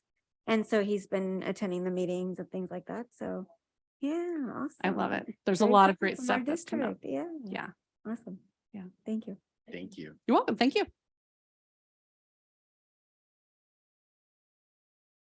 Good evening, everyone, and thank you to Principal Arbizu for giving some general comments about this process. So I'm going to try to keep it under 2 to 3 minutes. So I'm Jen Fong. I'm the principal of Burlingame High School, and we have a Panther Promise, which is incorporated into our SIPSA goals. So our first goal is to connect all of our students to academic and skill-based success. And some of the ways we're doing that this year, in addition to all of our amazing programs, we are really working on peer tutoring. So we have that during the day, and we also have it after school to really make sure that all students, have a way of, increasing their academic success and their connectedness with either another student or with an adult. We have AVID, which is working with students in the middle, in the academic middle. We did start a therapeutic elective class this year at Burlingame. And I really have to give a shout out to our case managers working with our students with IEPs who just work tirelessly to ensure that our students' different needs are met. For our second goal, connect all students to school culture and community, I did want to give a major shout out. One of my students is at the White House right now, or I guess it's a little late there at this moment, but President Dr. Biden invited her because she was a founding member of AAPI Youth Rising, which was a group of middle school students that wanted to focus on how to use something positive to counteract the Asian hate that has been happening. And they were recognized as part of the Lunar New Year's celebration. So they're right now, but I also had students that worked this week to put together a memorial video for International Holocaust Remembrance Day. And we'll be showing that tomorrow. And those are just two examples of how the students are, they are what make Burlingame great. And they are who tell us what they want to see, and then they create it. And there's just so many examples. We have our Student Equity Council, our D&I Commission from leadership. We're going to be doing a week of breaking down the walls to help us learn about each other in early March. And we're going to be having Black History Month with one of the fun events is going to be Soul Food Friday with some excellent cooking to be happening. And then our last goal is to connect all students to their future. So we have a really strong college and career center. We have an excellent counseling department. And then it's really important, especially coming out of COVID, to have a strong mental health team. So our wellness center is excellent. Our staff really work to help students get through different anxieties and really being able to interact with each other now and maybe put their phones down a little bit. So those are just some examples of how we work on the Panther Promise at Burlingame High. Thank you very much. Thank you. Awesome.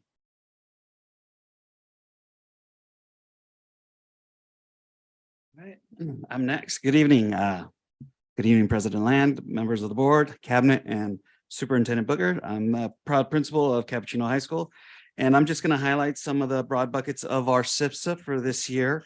The first one is around academic equity, but specifically the action item that I'm going to highlight is the MTSS implementation at our site with our Tier 1 Common Assurances work there, and then also our Tier 2 work with improving our referral system for students that and teachers to access tier 2 interventions that are anchored in evidence. There are evidence-based interventions that last up to 6 weeks at times. And then that also focuses, a key focus on our LTEL and students with IEP population there. The second one is around college and career readiness. And the one thing I want to acknowledge here is the amazing work of our career, college and career coordinators and our CT coordinators to expose and support our families and students, especially our first generation students, that we all know that it is a daunting task to apply for a 4-year university. And then the beauty of it is having bilingual staff that could also speak to them in Spanish and shepherd them throughout the process there. The next one is community and cultural responsiveness. And the action item I want to highlight is our restorative practices that we've implemented at Cappuccino High School with Kira Bajira, who is our restorative justice coordinator. And then also we have a cohort of restorative justice leaders, which are students that she has trained that also push into our EL programs and also support us when there is just say disagreements amongst peers. They do circles and community building, and also it anchors they're able to highlight some of that, which coming up January 31st, we're going to highlight and spotlight some of that work in our professional development in the morning. And then the last one is community wellness. As you know, with post-pandemic, we want to make sure that we increase access to our wellness service programs, making sure that we look at our wellness center and updating it to meet the needs of our students. We have a great space that we're continuing looking at revamping to better support our students, where they could kind of de-stress, decompress, and then also reintegrate back into academics with a short little break. And I also want to highlight, as Superintendent Booker mentioned, the social worker, who has also been helping connect families with resources and students that are not attending on a regular basis. And then lastly, the wellness team, I want to highlight their work with our Latino parent groups and educating our families and going to their presentations and helping support them with anything around wellness with the complications of life now in this day and age. So those are some of the spotlights of the SIPSA of Cappuccino. So thank you. Thank you.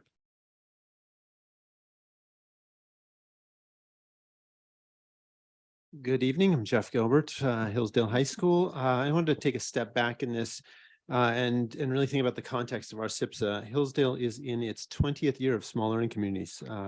Very proud of the work that's been done over the last 20 years. It's a long run for any school reform movement, that they usually do not last that long. And so we think a lot here at Hillsdale about the idea of organizational sort of systems and then stages of growth for organizations. And like any organization, we started with SLCs sort of as a startup, and a lot of energy, a lot of growth, a lot of creation. And then inevitably, like all organizations, you switch, you hit plateaus, then you have to define where you're going next. And then you try to set new goals and then move on, and then you hit plateaus. And I think the last 3 or 4 years, in a lot of ways, because of the pandemic, but also because of just the nature of the changes in the institution, the fact that we are now 20 years into this work and a lot of people have come in, it's changed. It's created an opportunity for us now to step back and think about our work with a new set of people, and really a great deal of new learning over the last several years about issues of equity and anti-racist practice. And so I want you to look at our SIPs. I'm not going to go through the details, but as our opportunity to step back and really think about our value system, and then re-energizing the work for the next 20 years. I may not be here in 2043, but somebody will be, and we want to leave it in good shape. So quickly, we have a series of cornerstones at Hillsdale: personalization, equity, shared decision-making, and academic rigor. And one of the the foci that you'll see in the SIPSA is a focus on our shared decision-making processes, and to making sure that our staff and our parent community are involved in really driving the change. The administration is really just a steward of the work rather than the leaders and definers of the work. A second thing you'll see in there is a focus on our small learning community structures, and really revisiting those in light of the student population and how we can incorporate tier 2 and tier 3 initiatives, including things like our Empowerment Through Action program, into advisory and other systems within small learning communities. And a third thing you'll see is an emphasis, really intensive emphasis on the graduate profile and creating a common sense of what we do in our classrooms, so that the biology teacher and the 11th grade English teacher are really pulling in the same direction, that the outcomes in all classes are the same. That, when you do it well, creates a focus, and it leads to a series then of performance assessments that we are continuing to work on to ensure that students can demonstrate the work that we hope for and expect of them. So it's an exciting moment for us, and we look forward to continuing that work through this year and then into the WASC year. Don't want to leave without saying that I cannot emphasize enough that how important Sammy Showman is to this district. And for all of us as a colleague, she's a leader that shows up, and her boots are on the ground, and she's there on a Saturday morning, and she walks the walk, and we value her tremendously. And to Greg, who's retired after 37 years, he's touched the lives of my own children who've got to know him as a teacher and a mentor, and I want to thank him. I can't thank him enough for all he's done for Hillsdale. Thank you. Thank you.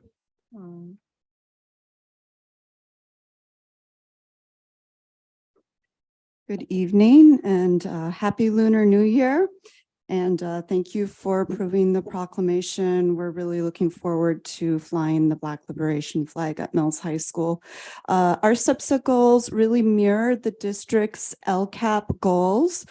We use the same language and the goals as the district LCAP. So I'm just going to highlight a few of the strategies that are Mills specific under each goal.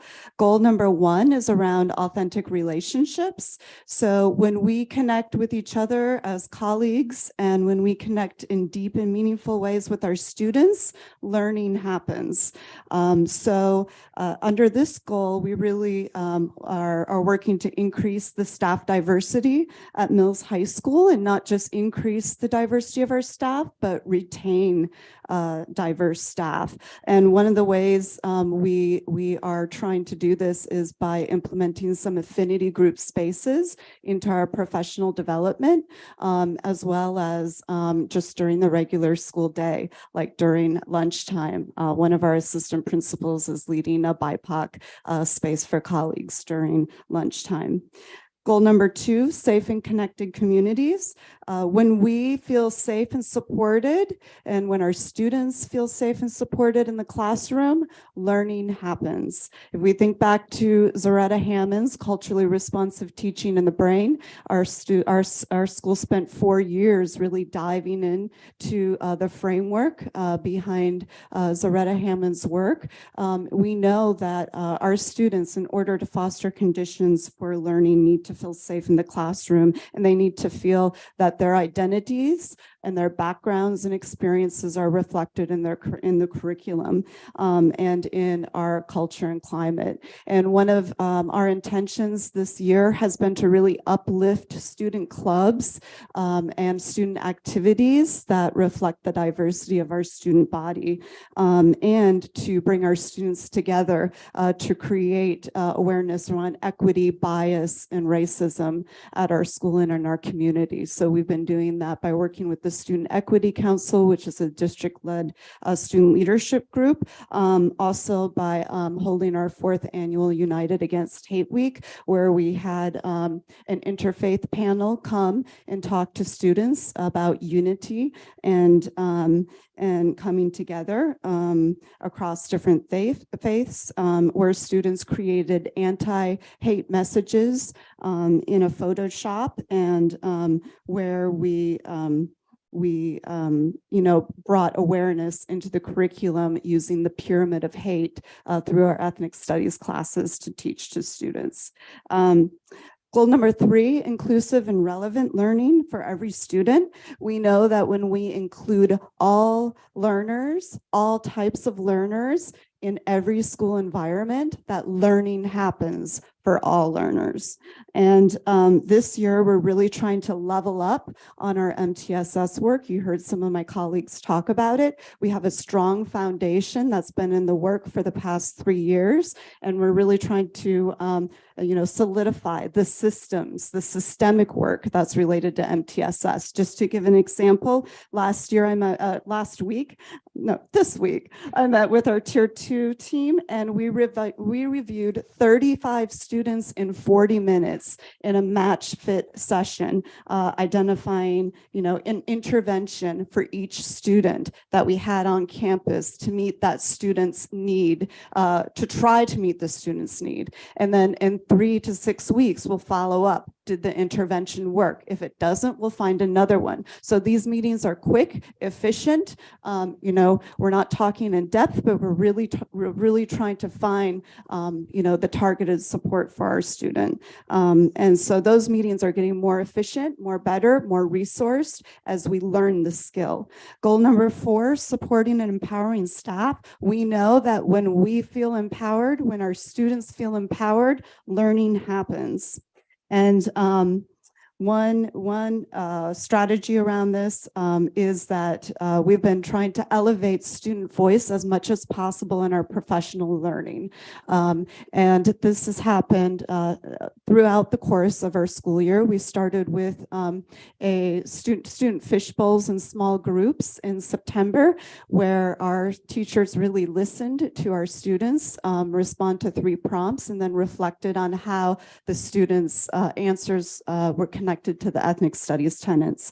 And our students also put together a fishbowl in October, helping us better understand the model minority myth and how it impacts their experiences and their daily lives on campus. And so thank you for your interest in supporting our single plan for student achievement, and for allowing us to and giving us the opportunity, inviting us to come and present today. Thank you. Thank you.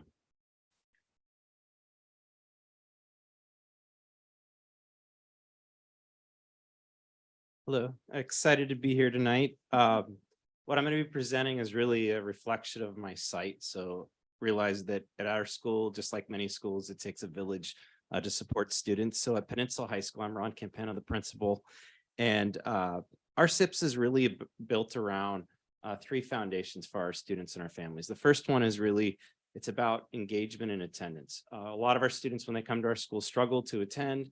There's a lot of different factors that go on. The second one is mental health. And so obviously sometimes that can be the problem as far as students attending, but it's really an important factor of supporting both the students and the families in that regard. And the third one is academic performance. Obviously that's where we want to get to start off with, but you really can't get there until you achieve the first 2. And so that's really important to us. And then we measure looking at how our attendance rates are doing, our graduation rate, our students receiving services, how many are actually attending regularly, our LPAC scores, how many kids are enrolling more in college enrollment classes, dual enrollment, and job placement's really important as well as students where they go after school. And so for us, our SIPSA, our first goal is built around authentic relationships. Again, it's really about school culture. And so anywhere from any member of our staff, we really work on developing a relationship with each individual student, as well as the families, and try to get them involved as much as we can. It's always a struggle to get the students involved as well as the families. And so part of who we hire at our school is built around how can we increase that support. Goal number 2 for us is really about families connecting and engagement with our mental health supports and social emotional needs. And so for us, again, it kind of aligns with the 3 pieces that I shared with you before. Then obviously the last one is, as far as academic performance, do we have a culturally responsive curriculum, one that's going to engage our students that they haven't had before? So as opposed to telling them what they need, finding out what it is that they want, and then taking that curriculum and finding a way to leverage it to get them interested to the next steps as far as careers in either trade schools or college placement and job force. And so building upon those, we've added some significant pieces over time. One is obviously we've had a family engagement coordinator, which has really helped get more parents involved in meetings. Secondly, we've had our EL specialist. who's been involved and really helps kind of support students in testing, providing teachers support in the classroom. Our instructional aid is tremendous as far as just understanding students, observing the type of needs they have. Our social worker is phenomenal. He basically goes out, he's out and about in the community, invites the families in, goes into their houses and makes them feel invited. We bring a lot of times our mental health support team to make them feel more comfortable.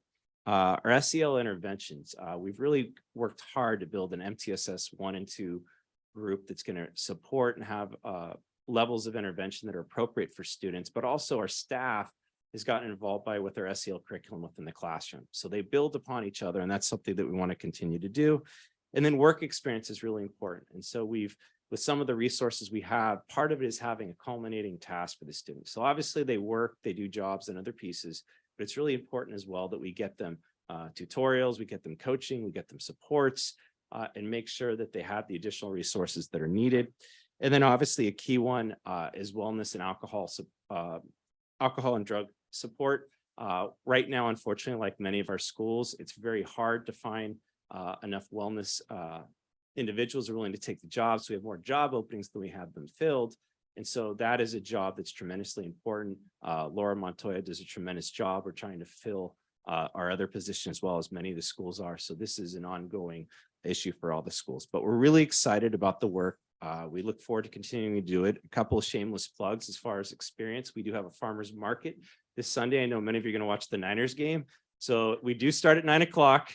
So you can come before if you'd like. And so it's a really great experience. And then lastly, I'd like to say, just as all our colleagues have said tonight, Dr. Showman's been a great influence, but Bridge is also under Peninsula High School. So we are definitely Puma proud, Puma strong. Thank you guys.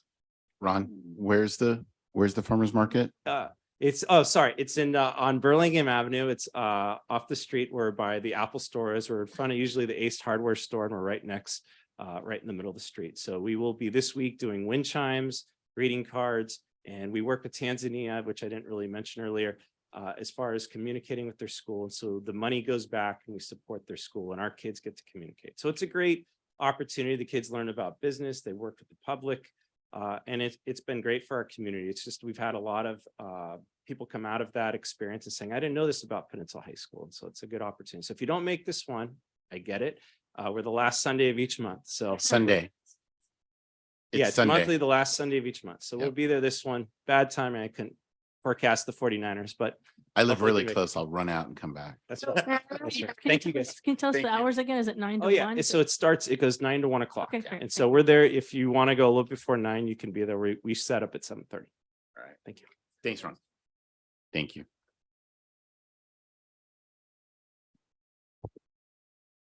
Hello, good evening, President Land, members of the board, Superintendent Booker, hello out there, and members of the cabinet. I am He Yvonne. left early. He's already logged off, right? I'm Yvonne Shu. I'm the principal at San Mateo High School, Orange and Black, go Bearcats. So San Mateo High School SIPSA's goals are aligned with our WASC goals that were created 5 years ago. And as soon as we identify a coordinator, we will start looking at our new goals for the upcoming 6 years. All of our goals are aligned, as well as our colleagues here, with the district's LEA and LCAP goals. And so our first is aligned to authentic relationships. Every year we strive to expand opportunities on our campus to have students make authentic connections. In particular, we were focused on our ELs, our English learners, to strategically communicate opportunities for this underrepresented student group to make connections and actively encourage participation in a variety of school activities. For example, in our student government class, we have had appointed positions called ELD liaisons that would visit classrooms. They would be bilingual speakers so that they could do translations for our Spanish-speaking students, as well as other languages. Portuguese is an upcoming language in many of our schools. By strategically hiring bilingual staff members, our family engagement coordinator, our EL specialist, as well as in administration. We offer bilingual daily announcements over the PA system so that it reaches all of our students. We also offer simultaneous translations whenever possible at all of our presentations and showcases to be sure that our students whose first language is not English are able to understand what is going on and be able to participate. Our bilingual staff, including myself, my assistant principal Navarro, our dean, Alfonso Dueñas, will also make bilingual presentations in our ELD classes so that students have an opportunity to ask clarifying questions in a much smaller setting versus in our Performing Arts Center. Upon our return from the pandemic, we opened our Bearcat Den, where we have a bilingual student success coordinator who reaches out to students and families to offer services such as peer tutoring, some kind of down days in terms of lowering stress levels. She'll create craft days, just a safe and nurturing environment for students to go get some homework done and enjoy an afternoon snack and just sometimes hang out with some friends. We have also been fortunate to hire a number of bilingual instructional aides to help support our students in both their ELD and mainstream classes. And so also a shout out to SMUHSD Showman, who has been a very strong advocate and a support for our ELs. Our second goal is aligned to safe and connected communities. Our second goal was to increase achievement that includes relevant learning for all students by creating a sense of community among our students. We all know the saying, students don't care what you know until they know that you care. Every year we kick off our first faculty meeting presenting to the faculty what our colleagues also described as MTSS, just basic things that all teachers should be doing. We present a number of community building ideas and start the school year with a no backpack day and ask teachers just to get to know their students. Our admin, MTSS coordinator, PD coordinators, we share a variety of different commuting building activities throughout the year. And we also invite our faculty to share that with our faculty whenever we meet. We also try to practice one so that they can see one in action so they can easily take it back and know that it's possible. We have stressed this all year long since we still have some reluctance to faculty as they perceive some of the community building activities a little too touchy-feely, but we try to provide some other fun activities so that they can get to know their students. We've had tremendous success with our Student Equity Council. They are currently working with our wellness counselor lead and creating a compassion project. This is going to be a forum or a panel where students can share their struggles or challenges with the intention of creating compassion among students. We added a new class this year, our athletic leadership class, to help recruit and retain students in our athletic program and bring an awareness to all of our students of all of our teams. Lastly, the third goal, district goal is inclusive and relevant learning for every student.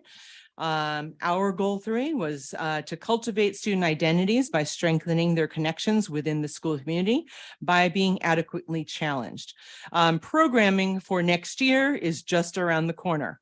Yesterday, we held our annual course preview day. This allowed all students in grades 9 to 11 to find out more information about the electives that we offer. We had about 33 to 35 different options for students.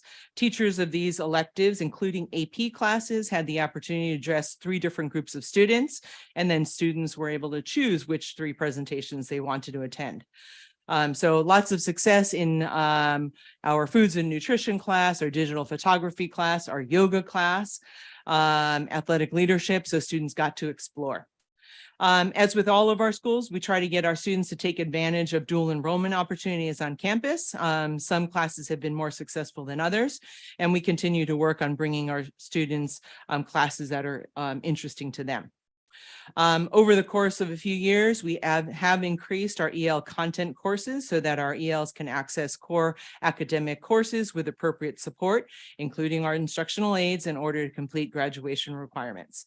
Finally, our last goal was not a WASP goal, but we certainly decided to add it this year, was that as we continue our anti-racist transformational journey, we continue to work with our faculty to recognize, address, and eradicate white supremacist culture, and to develop a common understanding of anti-racist practices and make changes in our policies that cause harm to our students of color. Thank you very much. Thank you. So with that, I just want to say one thing too, is that you can see the influence of Dr. Samia Showman in probably all of those SIPSAs presented. Her work with EL students, her work to help develop the LCAP goals, is just, you can hear all of her influence through all of it. So I just wanted to mention that as well. She's had a great influence on our schools. And with that, we are requesting the approval of our SIPSA plans for each one of our school sites. Excellent. Thank you. I'm going to open it to the floor to see if anybody wanted to have a few remarks or questions. Anyone? Go ahead. Any? No? Okay. No, go ahead. No, go ahead. Even though I'm a loudspeaker, I'll put my mic on just in case. You have to. Well, you always tell me I'm loud though. No, but you need a Really? speaker to be recording. Well, I just want to thank all the principals for coming tonight just to present the SIPSAs. I also want to thank the parents and staff and students who are part of the school site council. I know I was part of the Cappuccino School Site Council for 18 months. And I mean, I didn't get kicked out now. I'm still a part of it, right? Principal Gomez. I'm just not a voting member anymore because I'm on the school board approving the SIPSAs.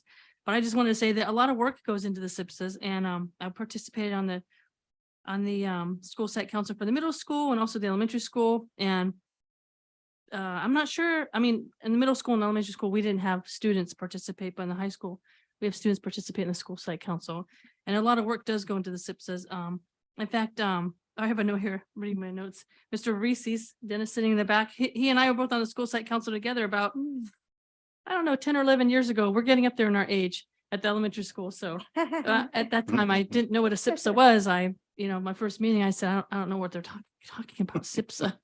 So fast forward like 12 years, I'm well aware of what the SIPSAs are, and there's a lot of work that goes into it. So I appreciate everybody involved who put them together for all the school sites. Thank you. Okay. Anyone else? Yeah, I just Okay. wanted to thank all the principals.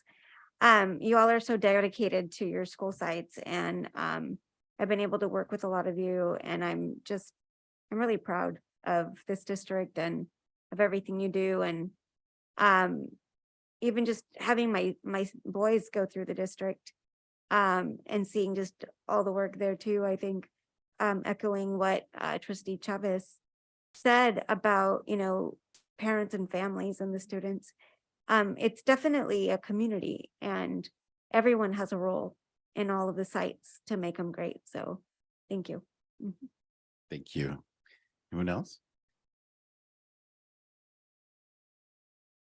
Okay, I'm going to take a turn.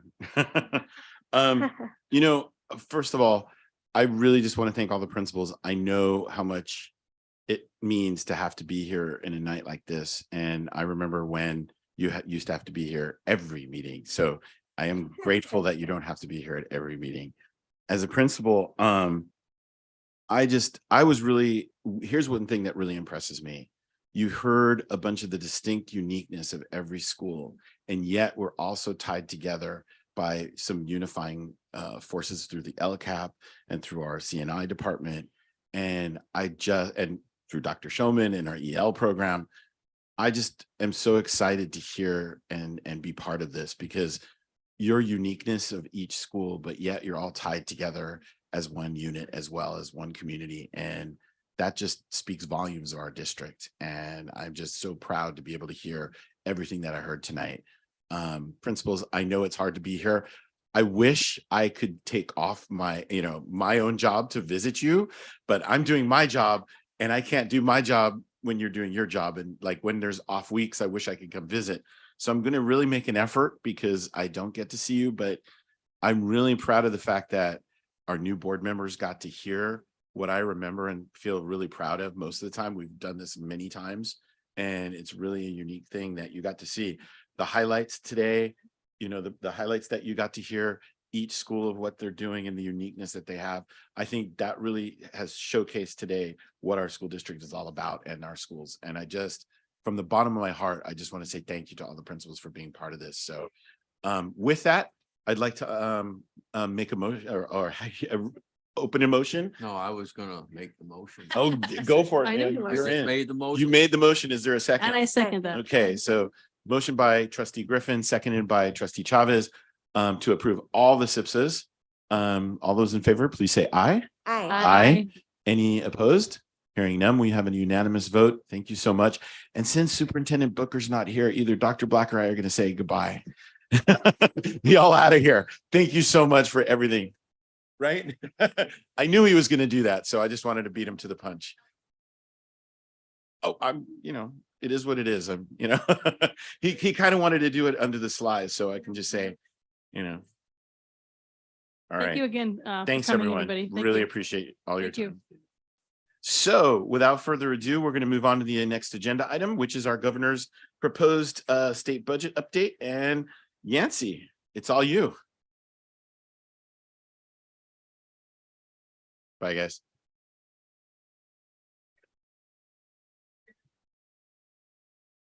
So loud.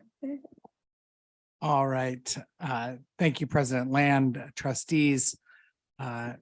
Wish I wouldn't have to follow all of that with budget news, but it's the other side of the coin, I guess, the less exciting side.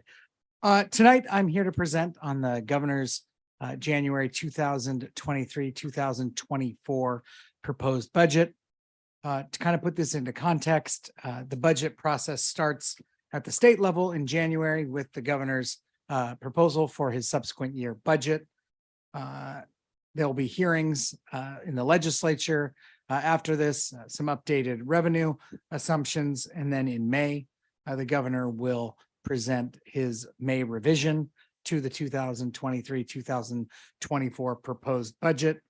That then gets brought to the legislature and debated, and by June 15th, the legislature approves the budget and sends it to the governor for his signature or veto. In terms of what is in the 2023-2024 governor's budget, there's been a lot of changes at the state level in terms of overall fiscal situation. In the May revise and in the governor's adopted budget, which he signed, there was a significant surplus at the state level. You heard any number of many billions of dollars in surplus that was put into ongoing and one-time funding for schools, as well as the rest of the budget. Things have changed significantly since that adoption. The LAO, Legislative Analyst Office, and then the Department of Finance in the governor's budget project approximately a $25 billion deficit at the state level. And so that was seen across the budget. As President Childress did note, because of a few things, including significant one-time money in the 2022-23 budget, the reductions that we saw aren't really to any ongoing funding that we looked at. Overall, to communicate for community funded school districts, which we are, this was a much simpler budget than any of the last, COVID and post-COVID budgets that we've seen. So I wanted to just put in 3 takeaways that I would note from the budget. The first is this is the first budget proposed or enacted that includes no COVID-related funding for school districts, operational or related to learning loss or learning recovery. And we've noted in earlier presentations that we do have a significant amount of positions in the district right now being funded by those COVID relief funding. The good news is that we have a significant amount of funding still available to keep those positions going. The bad news, as noted here, no additional funding has been proposed in this budget, and you'll hear more information from me in the coming months as we wind down some of those investments that we've made to support our students through this tough time. The second big point that I'd like to note is the updated projections for the PERS rate. So the PERS rate is the pension for all of our classified employees. In the adopted state budget, the projections were actually flat to just a tick of a decline projected over the next couple of years.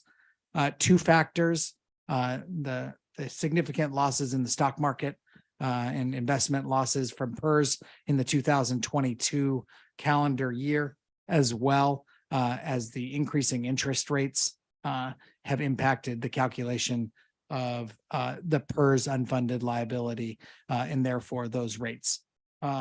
Those rates now are projected to increase 4 to 5% over the next 5 years. The third is relatively small, but it impacts something that the board has already taken action on. Just to note, this is a proposal from the governor, but in November, the voters passed Proposition 28, which is additional funding equal to 1% of the Prop 98 guarantee for arts and music instruction and support. It's about $1.2 billion annually in the state. And in the governor's proposal, he has proposed to use those Prop 98, the Prop 28 funds to backfill a cut in the arts, music, and instructional materials block grant that was included in this year's budget. That's roughly 1/3 of the budget. In the fall, the board approved a plan for the arts, music, and instructional materials block grant. But it's important to note that that grant and Proposition 28 do not have the same allowable expenditures. And so we may, if the governor's plan is implemented, have to come back to you with an updated plan and commitment schedule for the arts, music, and instructional materials block grant. So talking about that block grant, sorry, I normally will just wait to the end, but what's the amount?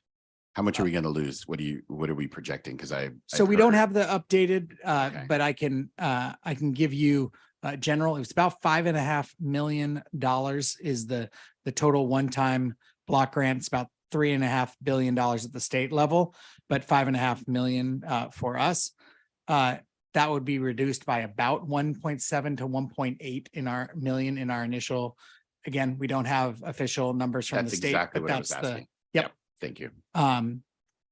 We did set aside a good amount of money in there for potential COVID operational needs. We haven't needed those so far. We're, knock on wood, we won't need those. So that would be one place that we would look. But updates to come if that moves forward at the state level. With that, I'm opening it up to questions. Excellent. Thank you. Sorry, I did that in advance, No. but I thought it was a quick answer. Any questions from the board? No? I have a couple. I got 3. Sorry.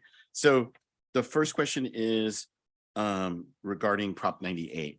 So I haven't looked at it deeply, but thanks for bringing this into your updates, and I looked at it over. What's the impact? Where are we with Prop 98 in this budget? That's kind of where I'm at. Is it higher, lower? Are we at the minimum? How's it look?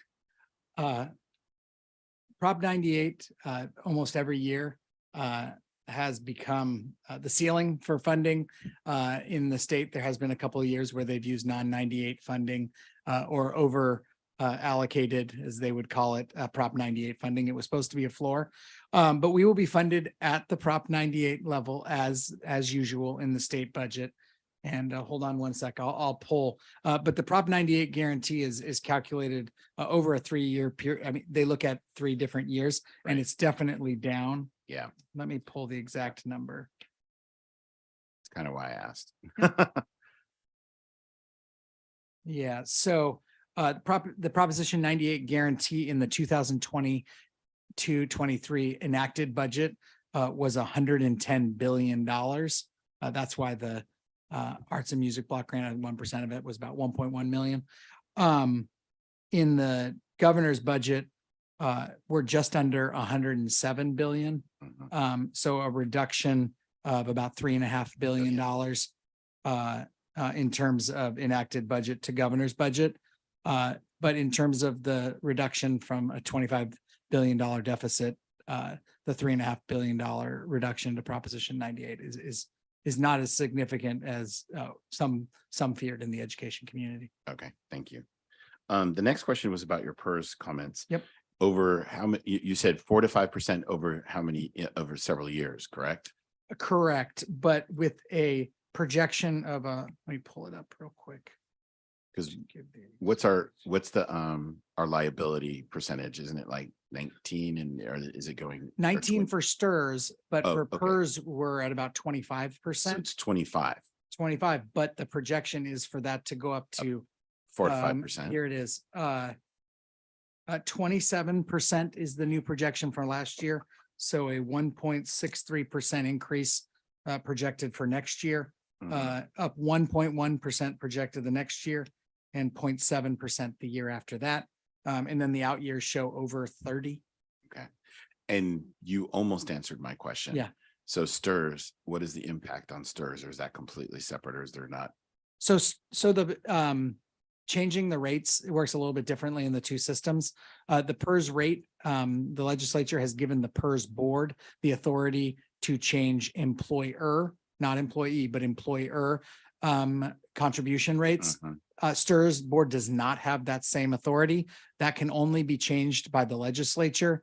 Back in 13-14, when they went from 8.25% to the 19.1%, they actually gave authority for 1% changes. But that's the maximum that they were given authority. So they could change it from 19.1% to 20.1%. But as of right now, school services and the Department of Finance have not changed their projection for the out years. But the STIRS system saw the same pressures as the PERS system did.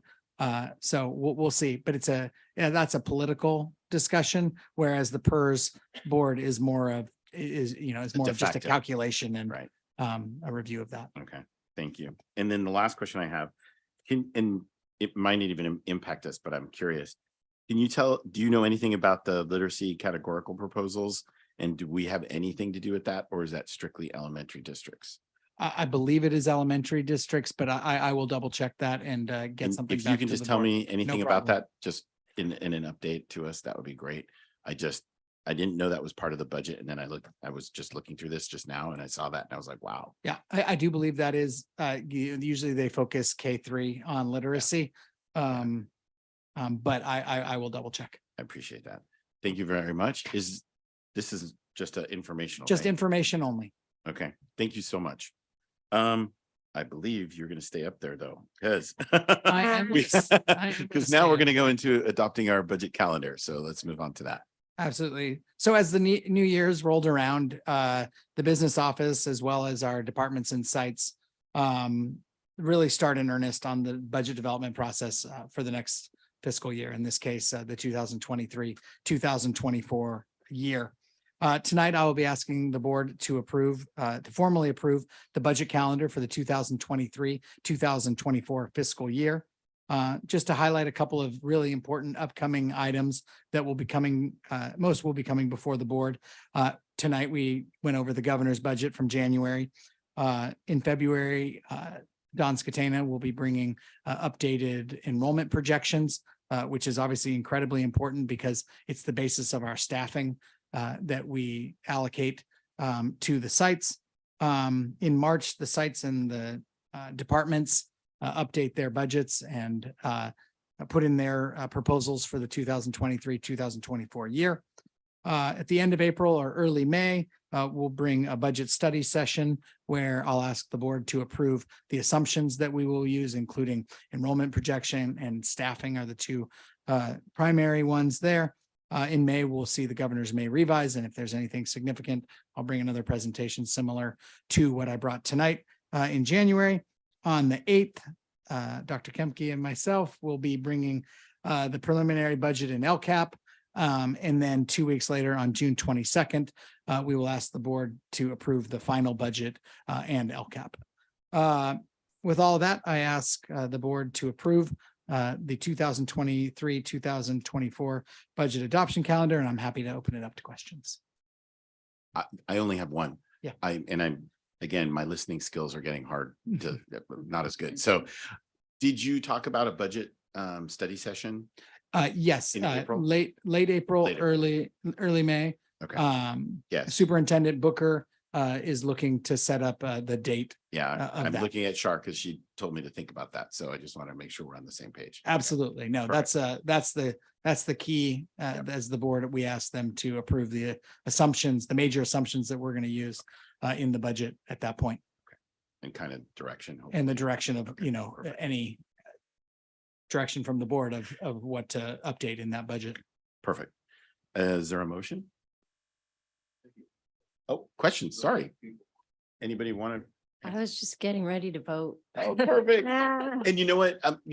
As board president, if you can kind of signal, because if I see the light on, I'll assume that you want to talk. But what might happen, what might be better is if you just kind of give me a finger, like, hey. I knew the two of you would think that. If you can just kind of raise your hand a little bit or just put a finger out, I'll know you want to talk, because I don't want to make an assumption that you want to talk, because that's fair to just kind of say, hey, I don't want to talk. So if you want to talk, put your finger out or put your hand out or something, let me know and I will call on you, because it becomes very kind of hard to see who I'm calling on, because I don't want to call on somebody who doesn't want to talk.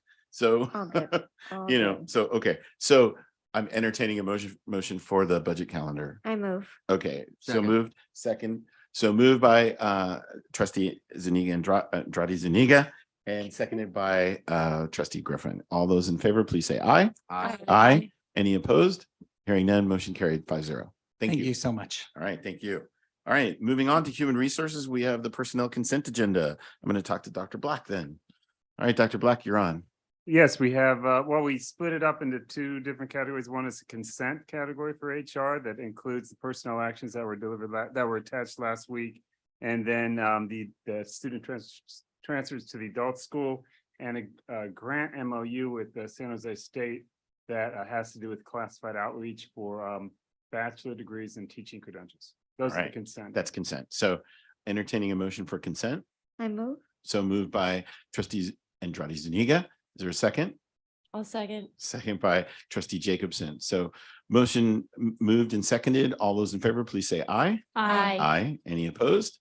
Hearing none, motion carried 5-0. All right, moving on to non-personnel consent agenda items. Sorry. Yeah, First no, one go is for the it. addendum, personnel actions addendum. And if I may, I Addendum. have a few recognitions. Craig kind of referred to the 120 years of retirees that we have. And if I may, I will start with Stephen Dwyer, an English teacher at Mills High School, is retiring at the end of the year after 22 years in the district. Sarah Cowie, math teacher at San Mateo High School, is retiring at the end of the year after 31 years in the district.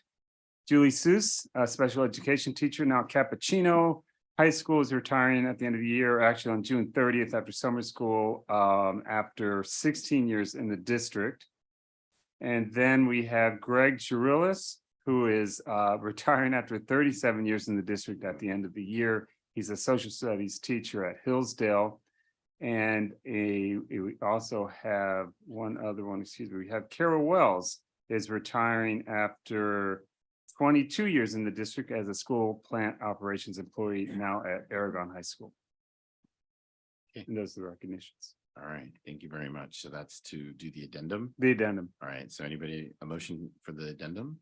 So moved. All right, moved. And is there a second? Second. All right, motion made by trustee Griffin, seconded by trustee Andrade Zuniga. I'm sorry, A to Z. I'm going to remember that alphabetical A to Z. Andrade Zuniga. All right, all those in favor, please say aye. Aye. Any opposed? Hearing none, motion carried 5-0. All right, moving on to the next part. I think we have student nutrition job description. Job vision. descriptions. Yes, it was mentioned earlier, I think by a board member and the union president regarding our student nutrition program. Given the universal feeding under COVID, we've been able to expand our program, and in so doing, create a program that creates money instead of draws from the general fund.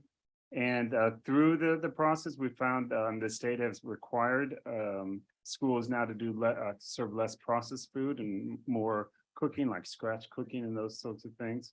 So a combination of having more meals, generating more resources, and then following these requirements for fresher food and whatnot, we had to increase both the time for these certain job descriptions and then modify the essential functions.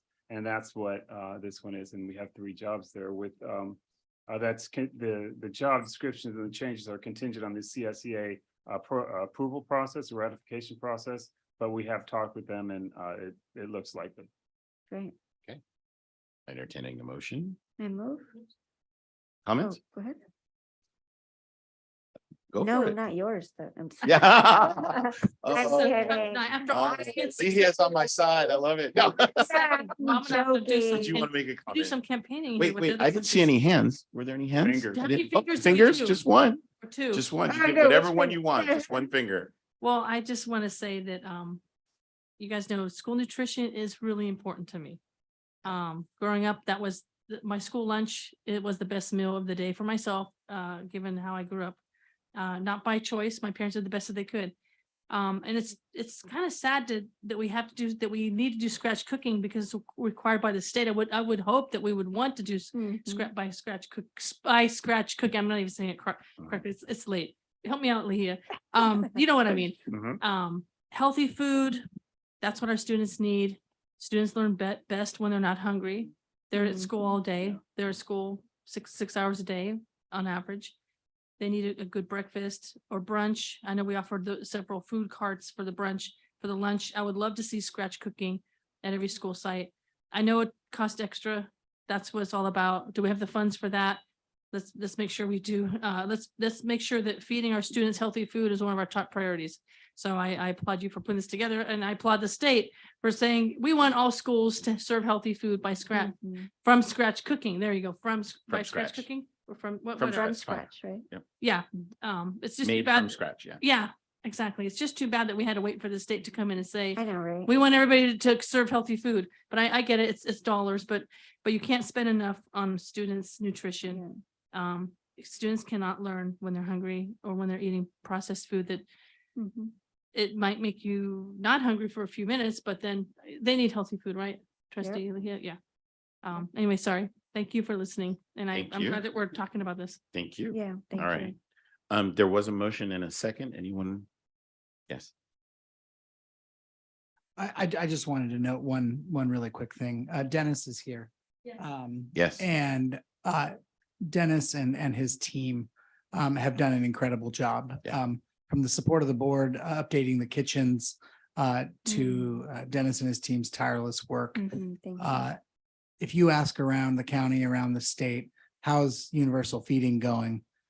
You're not going to get the answers that you get in this district. Absolutely. And you look at our revenues have gone from $2 million to $5 million in this department, which is incredible. And it's allowing for us to do these, make these improvements in the department, and that won't draw on the general fund and take away from other educational opportunities. So I really wanted to give Dennis and his team a real shout out. Here. You know, universal feeding has been crazy, and they've just really knocked it out of the park. Yeah. Yeah. I could definitely Thank attest to you. that from other districts. So definitely. So since you guys let me speak, I'm going to speak one more time. Yeah.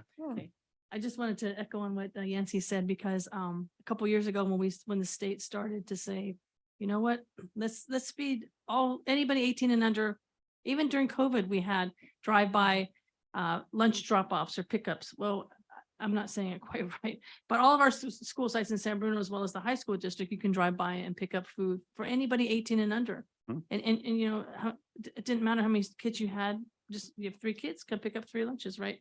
And I know that I'm very happy that occurred, although I know that it's a drain, a strain, however you want to say it, on resources and staff, because now you're feeding, you know, probably double what you used to before. But it makes me really happy that we're able to say every child, every student in California can have lunch, breakfast, brunch, whatever you want to call it, throughout the day, free of charge. I just want to thank the staff for working hard on that, because it's a big lift to feed everybody Absolutely. I mean, and during Yeah. COVID, Yes. like I said, I think our district went well above and beyond to get food to people who needed it. And that was Absolutely. outstanding. Yeah, So outstanding. Well, we were way ahead of yeah. the game. Yeah, on we that. were Yeah. outstanding. And we can't forget that we live in one of the most expensive places in the world. And so some Seriously. people can't afford to Yeah. pay the A rent. little bit of food and buy goes a their long Right. way. vegetables, so- Yeah, in this neighborhood. And a lot of parents, actually, a lot of parents lost their jobs Yeah. through COVID. Yeah. And so the free lunches and free breakfast really Yeah. helped. And I know a lot of school sites were offering, come every other day and pick up 2 bags, your lunch for today and tomorrow, or anyway, those logistics aren't important. What's important is that everybody was served. Everybody who wanted to have the food was served. So thank you again. All right. There was a motion in a second. I forget who did what. So Could I you think it repeat was the motion in a trustee Griffin made the motion. There was a second by trustee Andrade Zuniga. And now we're going to vote. You're thirding it. Okay. All right. A motion, a second, and a third. All those in favor for the motion, please say aye. Aye. Any opposed? Hearing none. Motion carried 5-0. All right. Moving on, we are now, thank you very much, Dr. Black and Mr. Hawkins. All right, moving on, we are down at the last two, which is board operations. This is Dr. Kempke. You want to tell us a little bit about our graduation dates? The graduation dates are before you to be approved. Right. So if there are any questions, I'm happy to answer I'm them. going to highlight the fact that only one of us is going to be really conflicted. Trustee Chavez, that would be you.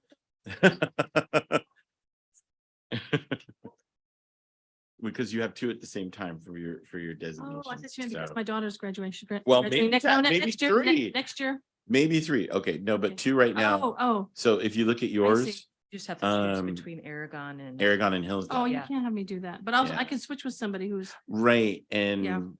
I think we can have that. I can Right. switch with Yeah, you. one time. I have So we can adults, figure so- that out, but that goes to basically what Okay. Bob was talking about before, like, Right. yeah, you're gonna go what you go, and we're gonna all make it work, so it's all Right, gonna be moved right, around, so. right. All right, yes, Question. sure. Do we not have to speak at DTech or do anything with DTech? DTech kind of does their own thing, but they do invite us. I know that I've been invited to, they don't have their date set up. We don't control that. So Okay. they haven't maybe set it up yet, but when they do, they let us know. Okay. And then they'll send an email. So if you're the Yeah, liaison that's for me. DTech, they'll send you an email like a Okay. couple months before and say, hey, this is our date. Can you come? And that's okay. Okay, thank Okay? you. No, very important. All right. So entertaining a motion to approve our graduation dates and times. I move. Okay, so Oh, good. I'll Is there a sec- second? I'll second that. Second by trustee Chavez. So motion made by trustee Jacobson, seconded by trustee Chavez. All those in You're looking favor? to see my- I'm just trying to, hey, it makes it whatever works for me. All right. It's almost 10 o'clock and I start deteriorating right about now. All right. All those in favor, please say aye. Aye. Any opposed? Hearing none, motion carried. Last is the review of specific board policies. Dr. Black, I know this has got to be you, so Yeah. I'm turning it over to you. Yeah, so these would be up for your review and we'll put them on consent unless you have questions or concerns with any of these. Right. So Terry, you want to give us a brief overview of what you think about the, I'm just kidding. Yes. So, any questions about the specific, and if there are any questions, I would suggest to email Dr. Email. Black, and if then we can take them off consent. But if we're all okay with it right now, the next time we're in the meeting, it'll be in our consent agenda. Mhm. Okay? It looks like everything was as per a law change. and There you we're go. just Right. complying with Right. law. And Yeah. it's probably per CSBA recommendations. Right. A lot of the time. And 99% of the time, Yeah. but it's always good to Right. look it over. That's a requirement of what we do, just anyway. All right, so, You were joking with me when you said, I want to give you a. right, you caught me now. Well, Okay, so there you go. See, but- I'm still trying to not get tired and try to keep things going. All right. We are almost at the very end. There's requested board items. Anybody have any requested board items for our meetings? Yes. Yes. The All right. program that Brett Stevenson and Rachel Lauderdale had talked about. It's called ETA or it's over at Hillsdale. ETA, thank Okay. you. Yeah. You'd like to hear about a report on that? Yes, I'd like a Okay. presentation. All right, so maybe we can incorporate that in the future. Not sure when, but there you go. Right. All right, Thank you. outstanding. Any other board member items? Board of Business items. All right. Seeing none, we are now adjourned. Thank you very much. Good evening. That was a great meeting. It long, but great. Great. So much good news. Yeah, Yeah. lots of good news. Yep. All right. Good night, everybody.